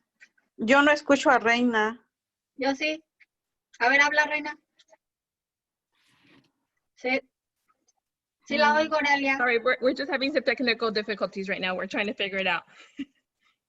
No, thank you. A ver, Reina. No la escucho. Ok, ¿No? Oralia. No. Oralia, lo que dice Yo es de sí que la oigo. ¿Me oyes a mí, Oralia? A usted sí. Yo sí oigo a Reina. So, lo que dice ahorita Reina es de que si gustas, Oralia, salir del Zoom, sal de la reunión y luego entra de nuevo y a lo mejor eso soluciona el problema. Oralia, pero sí entiendes. Nada más ponen en el chat en español y yo lo leo en inglés. No, sí estoy bien. Solamente quiero decir que si hay alguien más en español, pues no va a escuchar. Ok. Creo que nada más eres tú. No vinieron las otras. No. Bueno, pero para mí está bien porque sí entiendo el inglés. Ok. Ok, gracias. Thank you, Crystal. Thanks. Okay, good. Okay, now we'll go to group number 3, which was the Natalie Spiegel and Jake Felton group from the Air District. Ivanka? Yeah. Awesome. Thank you. Jake really wanted to kind of get feedback on actual details of where there may be idling issues or dust issues.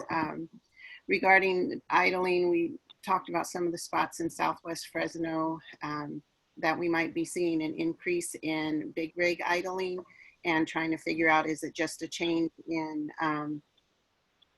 truckers that live in the community that are coming home from their breaks from their long hauls, or is that increased trucks that are parking and waiting for a schedule to go into the distribution centers in the Southwest or South Central area, because Southwest Fresno's area is one of the main veins that could lead into that area. The other thing was dust, where we might be seeing accumulation of dust growing, or is it more often that we're seeing it? We didn't really have much to report on that. I could only report that there were some ponding basins that sometimes seem like they're in the middle of their digging to create more space for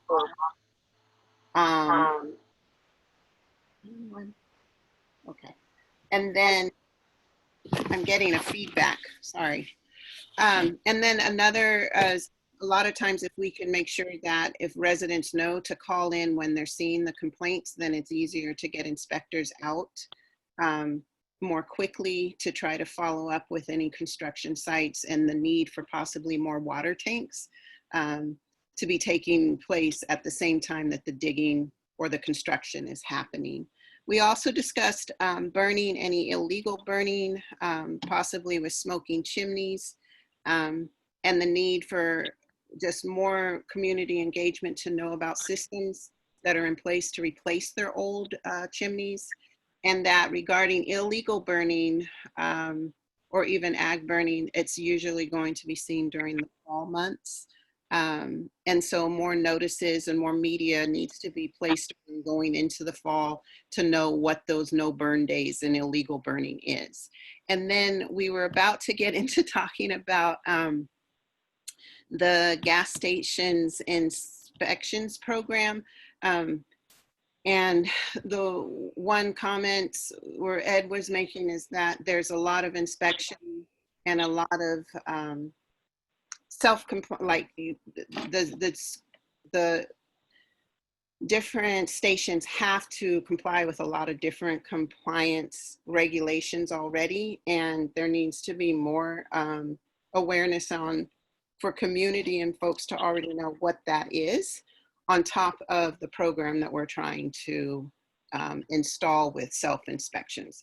Ed, we got cut off, so I don't know if I really summarized that well enough, but he was stating that there's a lot of underground and above ground testing and compliance that's already taking place, and that needs to be made aware as well. The one thing that I did have a question and we just didn't have time to get to was when we're talking about whether it's CARB or district complaint processing, is a website or a system that allows community members to follow up and actually see the status of the complaint that they're making, so they know, like, was the complaint valid? Is it still in process? And a way that when that complaint is assigned a number, that they can get in touch with the actual inspector that's handling their complaint. That's everything. That's a great and point. I'll just address that last part. We follow up with all of the complaints. So if you file a complaint, we are going to follow up with you. We generally give you a call before we head out to the complaint. Certainly every time after the complaint, we'll let you know what we found. It'll be the inspector who investigated the complaint who follows up with you. We can give you the complaint number, absolutely. And then you'll have that inspector's contact information. But if you're filing a new complaint in the future, it's important to go through either the app or the website, or just call it into the main office so that we can dispatch the closest available inspector. Okay. Awesome. Thanks, Jake. Okay. The person who's reporting out from Linda and Jason's group, who is that? That would be me, Eric. Hi. Hey. Eric Payne, I'm a resident and I'm on the steering committee. And some of the things that we highlighted in our discussion centered around the enforcement actions that have been made previously, and we haven't seen subsequent follow-up from those claims that have been made with the local air district and the state. And so just really trying to zero in on, I guess, how Ivanka had formed the statement was just generally how a person can do follow-up, or if there's a tracking number, or you could do a check-in with the or with the enforcement officer.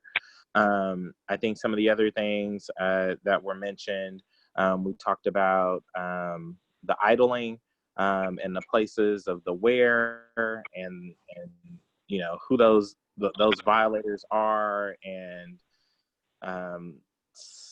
similar to, I guess, being in the neighborhood and in the community and getting those folks out. So I guess there being a commitment to the rerouting plan with the city and the air district.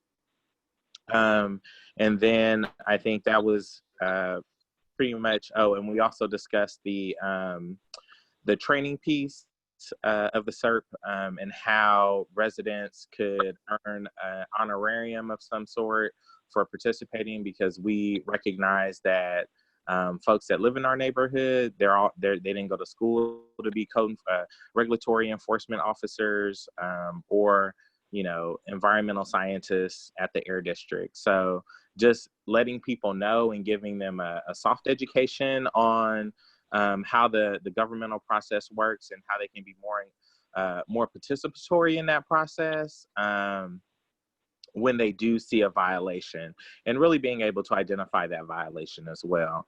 And then I guess my closing remarks, I would just also add that as we have this national conversation around systemic racism and the barriers to success for marginalized communities, that the Air District also yield to that call around systemic oppression in communities of color. And so recognizing that having more people of color in the place to work with communities, so there could be a greater sense of cultural sensitivity when working with low-income communities, and then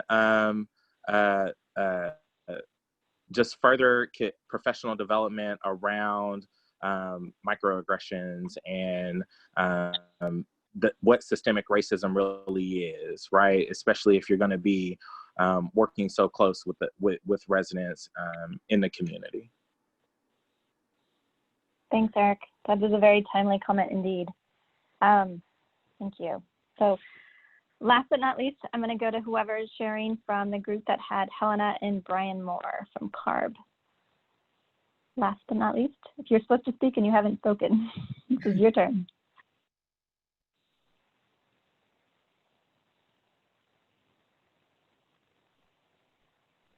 Brian, can you help me out? So we didn't assign anybody before we got cut out. I don't know if Kim's done a lot of talking today. I don't know if she wants to talk more. Right? Would any of the other CSC members in the group be willing to volunteer to talk? I think Kim is perfect as our co-host if we can put her on the spot. You don't have to go in depth. We'll be able to capture a lot of what was shared. But Kim, maybe if you can share just one thing that came up that was really interesting.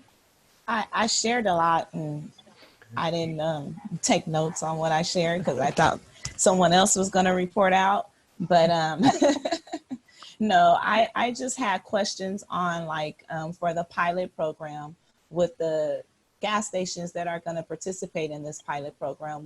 Will there be any type of incentives for them participating in the program? And Brian was able to clear that up for me. The incentive will be them being in compliance. Also, just wanting to make sure that we keep monitoring around Orange Elementary School District because of all the activity that goes on over there. You know, that it's a lot of trucks, and that's like a truck route, kind of like over there in that area. So a lot of trucks come in and out. There's a lot of dust that's kicked up. So just make sure that we're monitoring that area as well. And to also think about putting up additional air monitorings and keeping an eye out in Southwest Fresno, particularly around the college that's being built across the street from Gaston on MLK and what's that, church? Maybe trying to build a relationship with them so we can keep keep an update on that area as well, and just incorporating more air monitoring around Jensen area with the freeways, the off on and the ramps and everything, and how that's highly utilized by trucks as well as regular people in cars. I don't think I missed anything. And then just maybe if we can share regulations. I asked this particular question for myself because my husband is a truck driver. So idling can be a problem in the heat when you're waiting to be loaded and you're waiting for 2 to 3 hours sitting in the valley's heat. Idling, that's like, what are the rules on that? Because we can't, a lot of facilities do not allow you to come inside while you're waiting to be loaded. So you have to sit in your truck. So just getting some more rules and regulations and educating residents on the rules of idling and what you can and cannot do. And maybe we can start talking to these places of business where people get loaded at if they don't allow the truckers to come inside while they're waiting to be loaded, so they won't have to idle. Because I tell you, from being out there on the road with him, you just cannot sit in your truck for 3 to 4 hours or 6 to 8 hours waiting for you to get loaded in the heat without any air. That's impossible. So just knowing and understanding the rules and regulations of what you can and you cannot do would be helpful. I think I covered everything because I think I did. Thanks, Kim. Good summary, Kim. The one thing I want to point out is, so in the chat, Helena did include a link to where people can get information in regards to ARB's idling enforcement and its regulations, including some pretty basic one-page summaries of the regulation, what is and what isn't allowed. So thanks, Helena. Hi, this is Helena. Yeah, I also just included a link in the chat on the current fact sheet we have on truck idling. Sorry, I forgot to send that earlier. And that does have a list of the restrictions, situations where idling is allowed, and how long you can generally idle for. So hopefully that helps. Thanks, Helena. So if you guys don't have time tonight or you're not on the Zoom in that way, we will, of course, include all these links and this information in the meeting summary that will be posted on the website. Awesome. Okay, I so just wanted to thank you all for the feedback. Really appreciate it. We have a lot of areas to look into, and we'll certainly look into those ASAP. But really enjoyed talking with all of you, and thanks a lot for having me.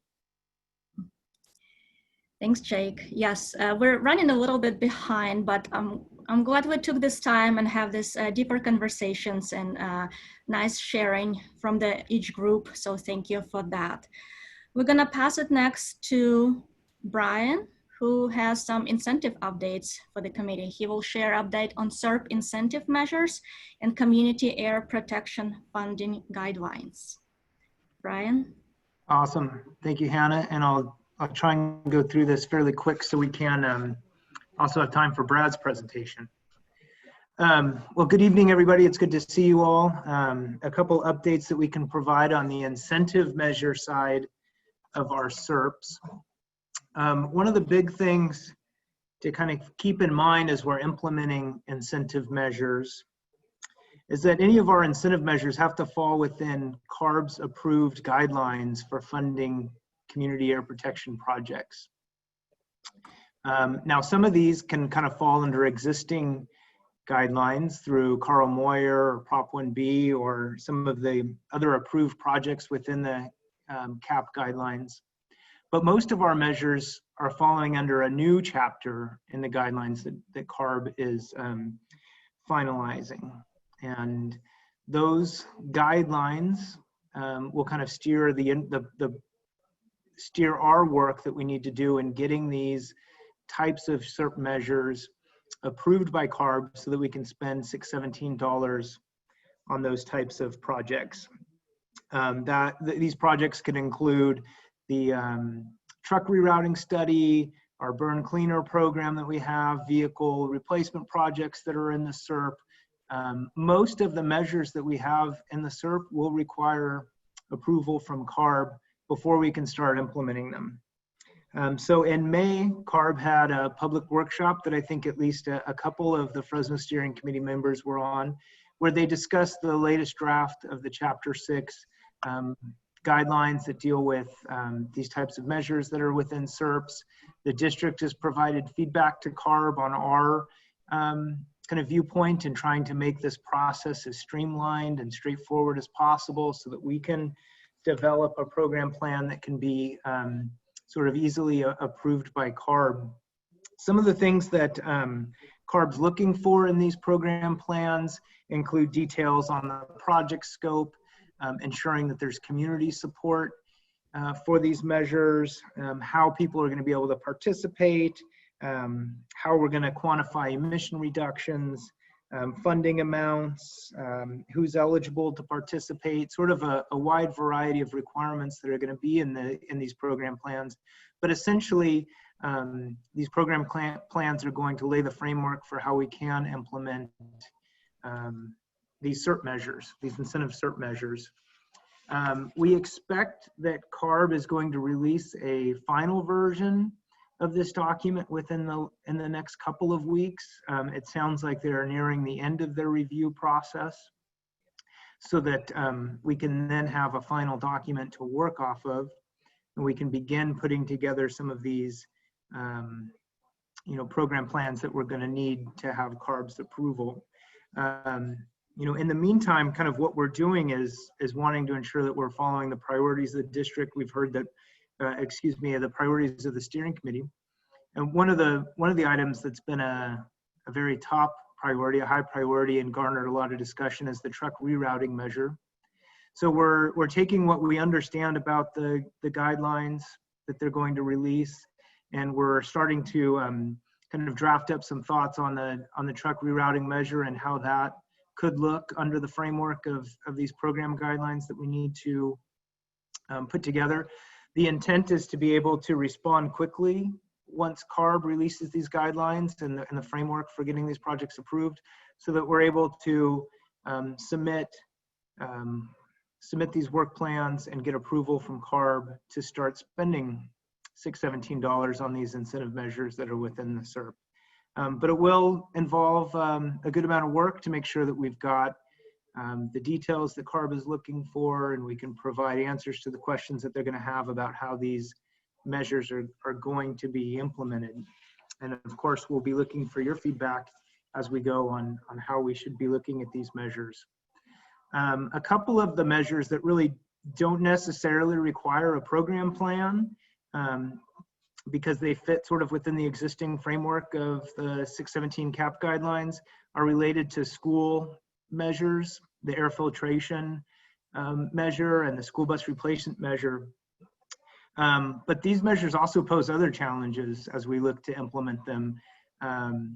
Each of these measures kind of has a unique set of circumstances associated with it. When we look at air filtration, there's concerns about the limited vendors and the potential costs in working with the various school districts and school sites within the communities. If we look at school bus replacement projects, there's concerns that school districts might have about the range and the routes that some of those electric school buses can operate. So there's some things we need to tackle there. There's been suggestions to form subcommittees to look at these measures. And what we wanted to do this evening is to search and ask for volunteers. If you're interested in participating in one or both of those subcommittees, we want to solicit your interest. I think what we'll do is have everybody raise your hand virtually through the, I thought Yes. it was, Yes. Can somebody, So click on participants, and on the right-hand side, you're gonna have a white panel pop up, and that's there where we go. it is. So if you would like to. Right now, for which committee is? So I think we'll maybe just combine them into one committee for now for both school buses and air filtration. Yeah, so if you're interested in either one of those committees right now, if you could raise your hand, and we'll record that information and then kind of circle back with you guys on the next steps for moving this particular measure forward. So we see Kimberly, Ivanka, Tim, Kevin, Naemin, Gregory, Ed, Eric, Aurelia, Lisa. And just heads up, folks, we're gonna also ask you. May I say something? It is gonna be super important that we check with the committee members that are not here. While we were in this meeting, I've been receiving text messages from Isabella and Lilia. Both tried to join and they could only get English. They were not able to access the Spanish line for whatever reason. And I know that this is this is very important to them. So yeah, no, I mean, so I think what we'll do is send out an email following this meeting to the entire steering committee and solicit interest from anybody who's not able to attend this evening. So in the interest of time, I think that kind of concludes the comments that I had or the updates that I had, but happy to answer any questions that you might have either here or through the chat or any other method that works for you guys. Thank you, Brian. Is there a couple burning questions we can take right now? That otherwise you're welcome to use the chat box, and Brian is still here and he will answer the questions. Like the announcements of the budget cuts that were made in the May revise are going to impact in any way the implementation of some of these incentive strategies? So we've received money for 617 over the last couple of years that we now have for ongoing implementation.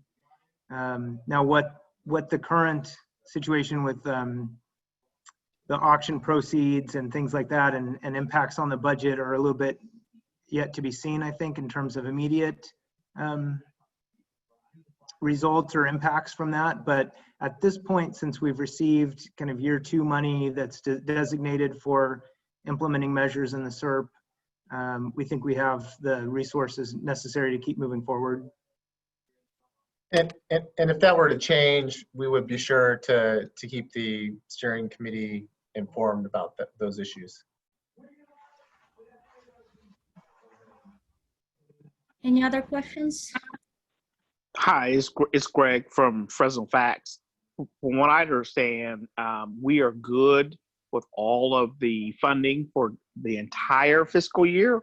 It'll be the following year that cap and trade will be impacted if the auctions don't come back as planned.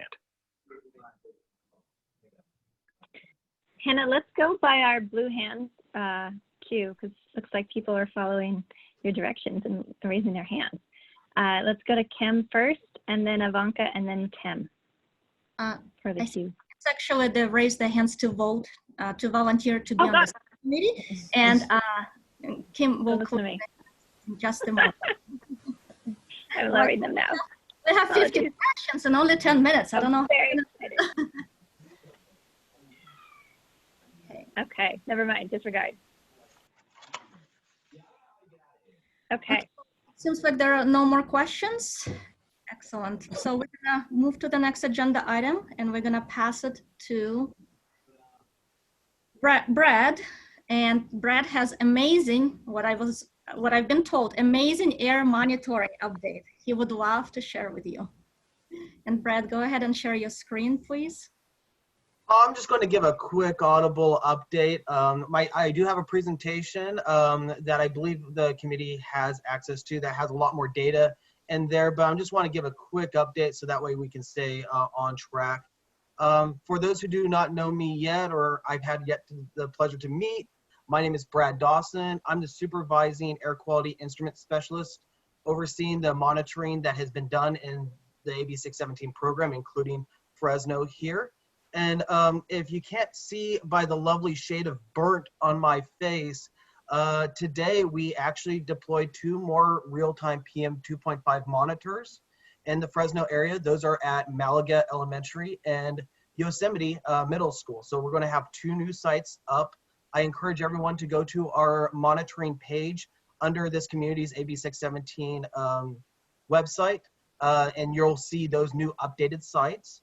as well as our first quarter report that if it's not already posted, it should be soon. It's actually going to encompass all of the data that we've been able to collect from the community so far. And you can kind of scroll through all of that data and look for anything that may be really interesting for you to see. So we have, being transparent, we have all the information there. Recently, we have been using our vans to get to locations where we haven't been able to deploy full-time monitors at so far. But we have been making great headway recently due to even with the circumstances that we currently have with the 2 new monitors today. And also today we broke ground at Malaga Elementary, where we will hopefully by next week sometime or the following, we will be deploying our full air monitoring trailer at. So big day today for me and our team and this community. You snatched it out, that's why. We also have been doing VOC and PM 2.5 speciation analysis, where a third-party laboratory takes all of our readings.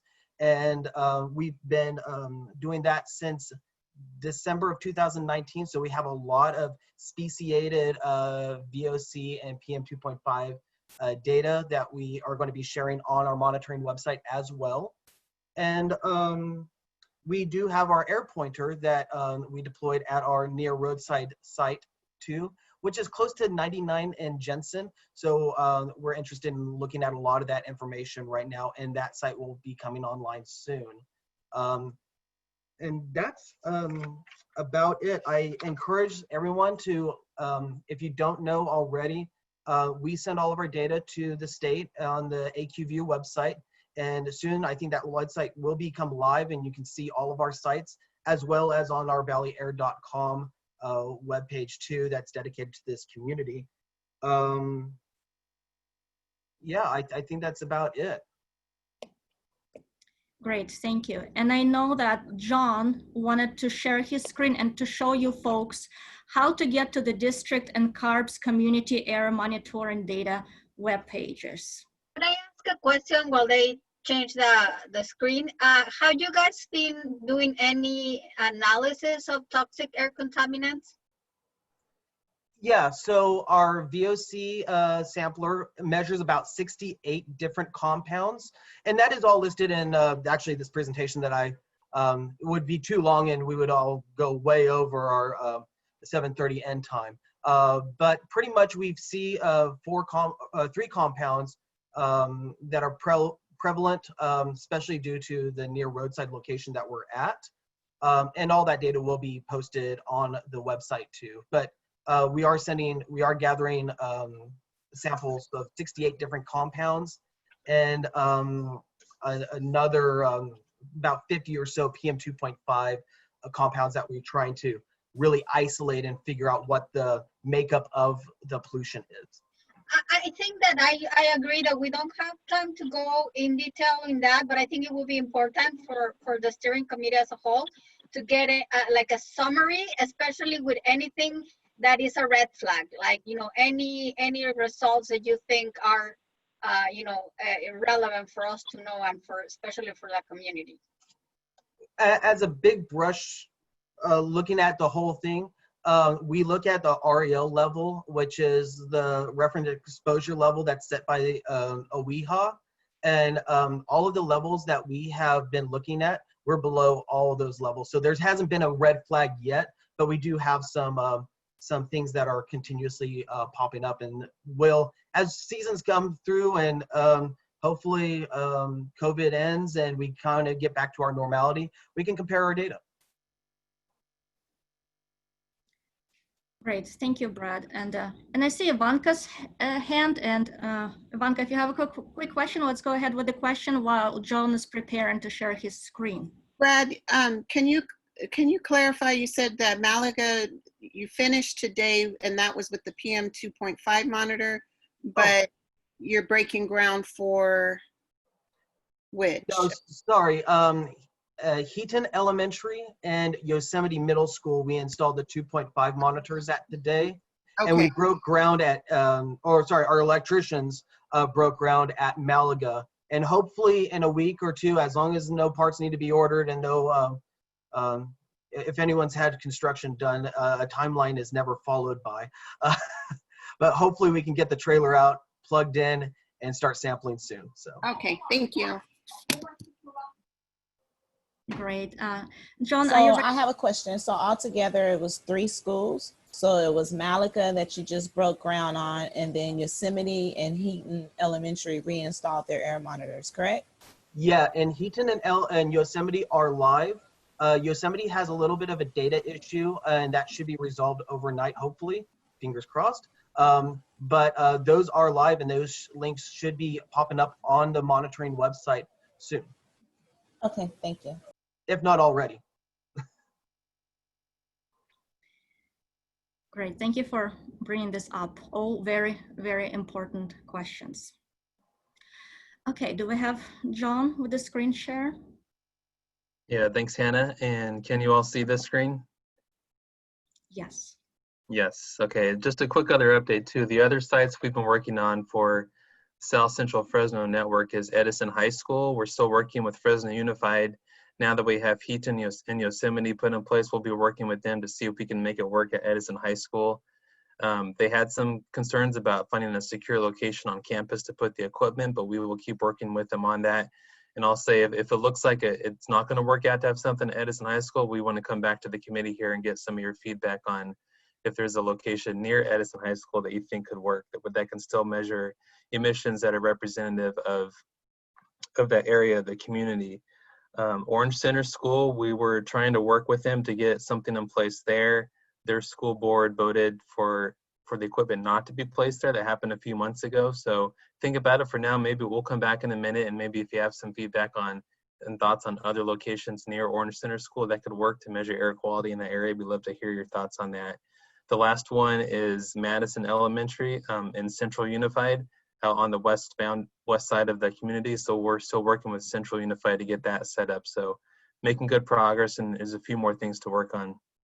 Just wanted John, to quickly, I don't want to interrupt, John, but I just want to highlight that those sites are sites that we're taking the van to on a regular basis and monitoring as long as we can in the van at those sites and kind of in that area. So we're getting some baseline information yet, but we are still really working hard to try to get those the air pointers and the trailers and the other monitors out there.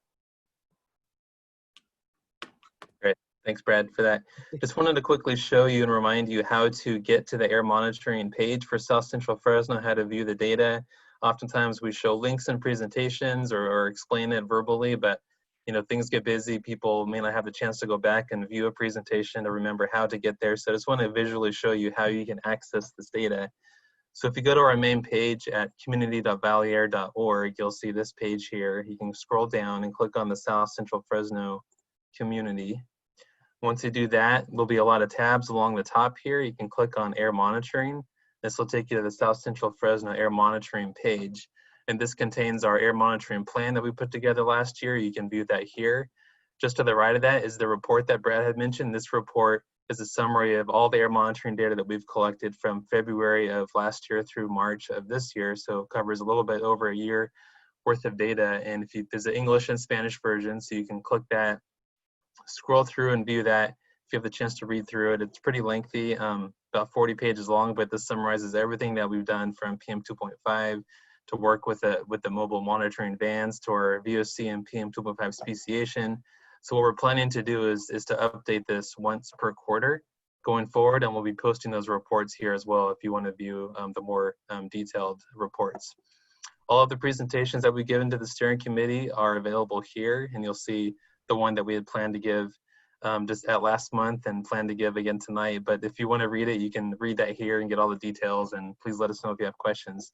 So on the right-hand side is where you can access the data. We have 2 links here for Roosevelt and Bitwise, and soon we'll have them for Heaton and Yosemite once those are set up. And if you click on one, it'll take you to a screen that shows a graph of the real-time data being collected. Here's what it was looking like at Roosevelt today. You can click and go back in time if you want to, look at any day that's of interest to you. You can click on the calendar and go back even further in time, back a number of months, and view the data for a day. So that is available to you. Finally, if you want to grab historical data for this site, an actual file, like an Excel file of the raw data, and you want to analyze it yourself, do some of your own work and take a look at it, we have the link here to CARB's AQView website. So if you click that, it takes you to this page. From here, you can click on this download tool, and there are options here for all of the AB 617 communities throughout the state that are doing air monitoring. You can find South Central Fresno on the list. You click on that. It'll bring up a list here of the air monitoring sites that we have in place right now. Fresno Roosevelt and Bitwise, which is downtown Fresno, from July of last year all the way through just last month. We have data uploaded now. So whatever time frame you're interested in, whatever site you want to look at, so you want to look at downtown Fresno for the month of May, you would just click the box next to it. You click download. You click OK when this box pops up, and then it opens up a folder here with the Excel file. And if you open that, you will get the file with the raw data that's being collected at the site here, and you can do your own analysis and look at some trends and understand what's going on. So we'll keep doing this going forward. The data will continue to be available as we get more sites online. More data is going to get pushed to CARB's AQView tool for the members here to take a look at. Just wanted to go through that with you just to make sure you understood how to access this data. I know it's easy to forget, but this is all available for you to review, and you can, of course, let us know if you have any questions as you take a look at these different tools. That's it for the quick demonstration I wanted to give, but if anybody has any quick thoughts right now, at least on Orange Center School, it's a particularly difficult area, working with the school there. So if you have thoughts on alternative locations, you have any thoughts right now, feel free to let us know or get in touch with us later and let us know if you have any preferences. Thanks, Hey, John, I just wanted to add that on our webpage that you were having open there, we just recently posted the community air monitoring report, so that to let the steering committee know. I know, Naomi, you had some questions as far as the emissions and the sampling reports and what we found. All of that is detailed in that community monitoring report. Thank you. Hi, this is Eric Payne, resident on the committee.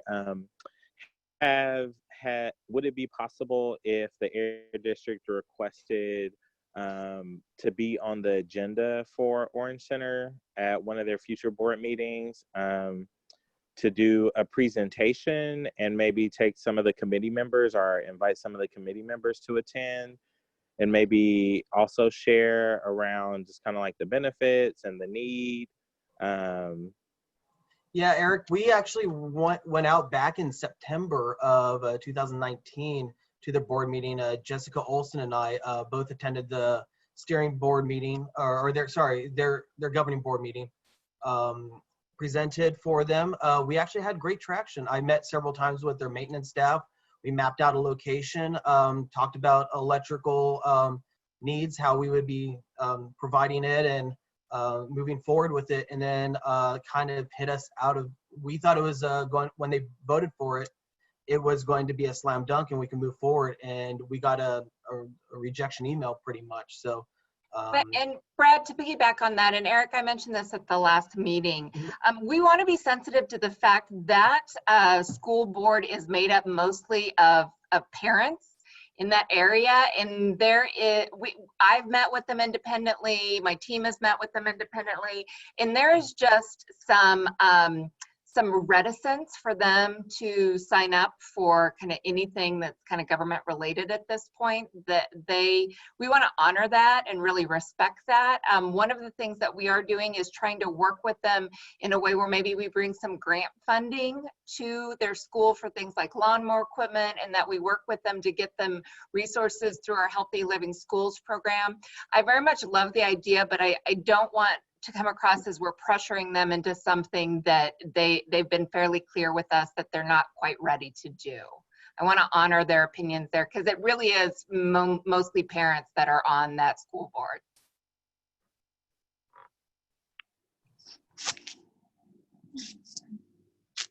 Thank you. Thank you for the question, Eric. Thank you for clarifying, Jamie.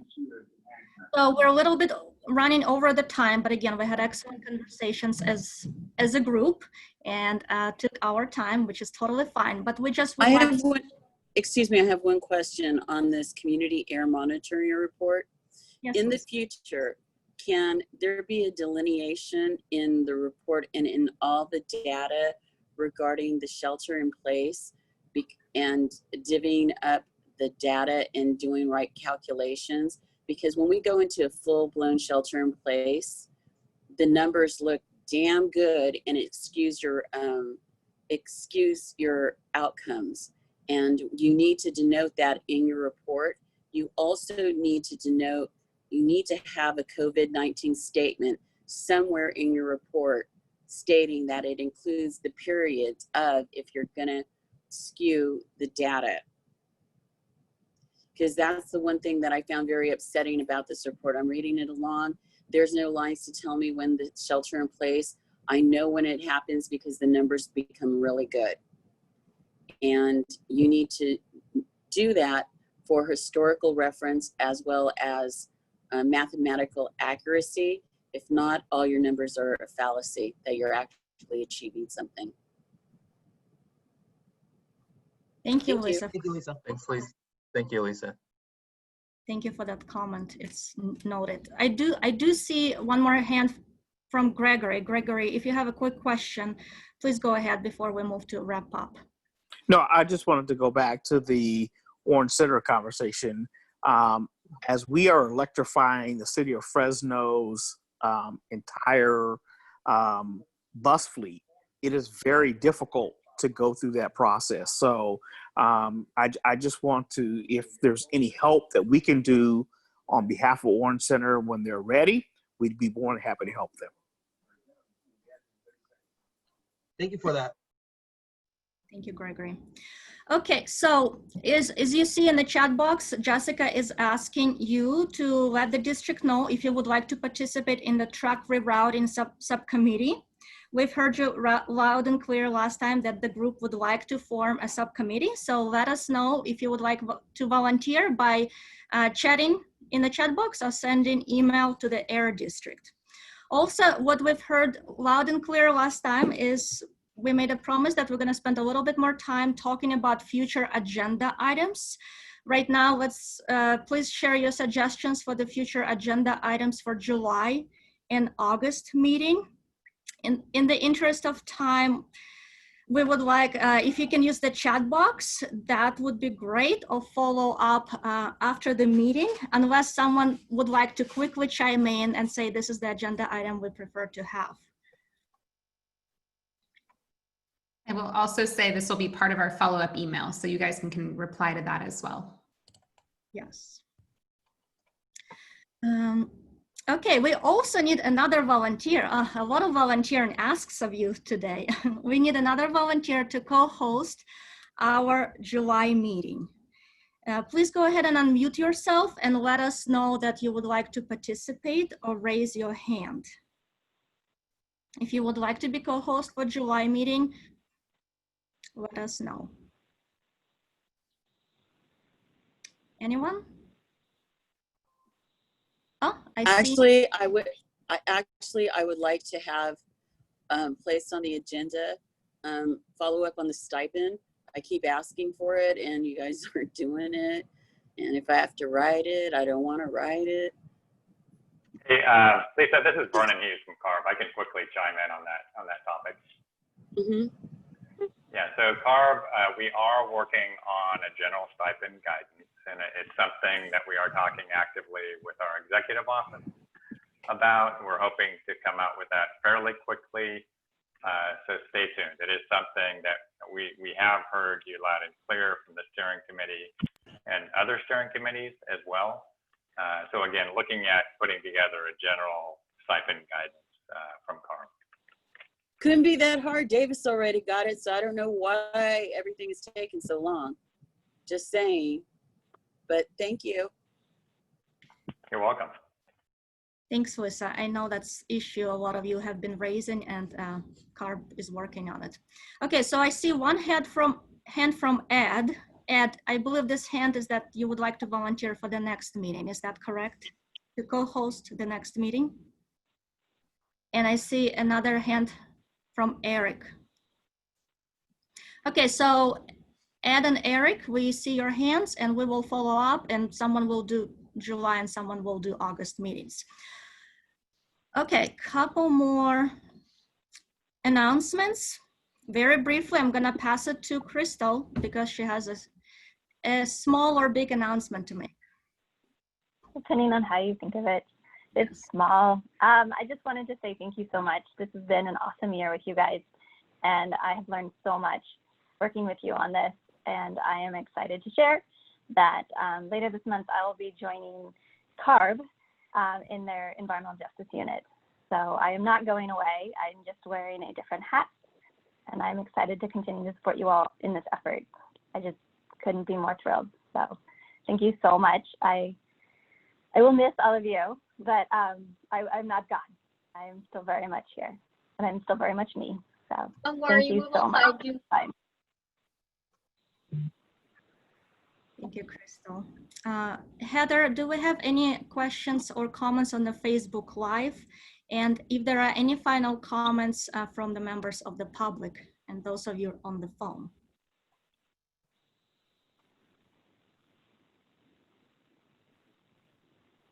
We do not. Okay. All right. And I hear none. Okay, everyone, a little bit over time. Hannah, I'm sorry. I just want to say that I know that there has been a lot of effort to ensure that Spanish participation is a possibility, but we're still not there. I felt really frustrated when they started texting me saying that they couldn't hear anything. So, you know, anything that we could do to practice more in between meetings or whatever needs to happen to make it a reality for them to be consistently participating would be great.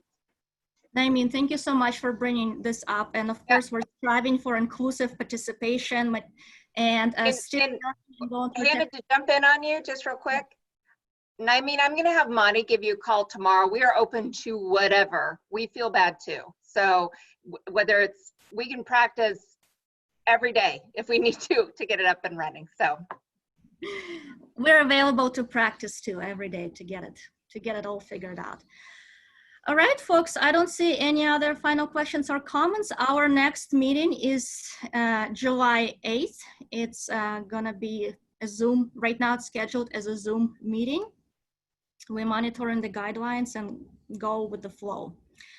Okay, with that, let's— I have a quick question, Hannah. Yes. Even though the guidelines are starting to loosen up and things are starting to open back up slowly, when we are able to do in-person meetings, will the Zoom meeting still be an option for those of us who are not comfortable yet of still being in places with other people?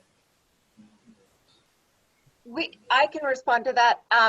We're going to kind of cross that bridge when we get a little bit closer. This group is big enough that I would be apprehensive to get a group of 50 some odd people together at this point in time. Our goal is to have some type of way for folks to participate, even if we are having an in-person meeting, but we kind of want to err on the side of safety, I think, is our #1 concern. And we keep watching the CDC and the governor's office and the public health department and all of that. And right now, no one's really encouraging groups of over about 10 people to get together. So we will keep you all updated on that, but we want to be careful. So the short answer is, I don't know whether it will be Zoom specifically, but hopefully it will be something that allows people to stay home. I know it's a concern of a couple of both our team members and Community Steering Committee residents. So, thank you. I didn't hear a buzzer. Okay, well, with that, I think, let me see the chat box. Yeah. Oh, happy early birthday to someone's birthday. It's Eric's birthday next week. Oh, yay. Next month on the 8th. July 8th is Eric's birthday. And someone is requesting it to be a Zoom party.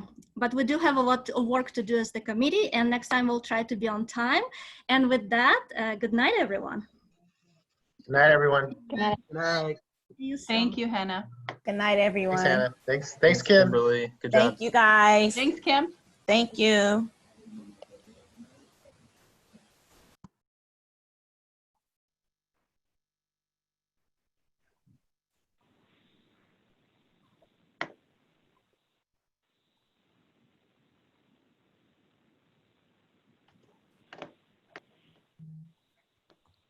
Thanks, everyone. Good job.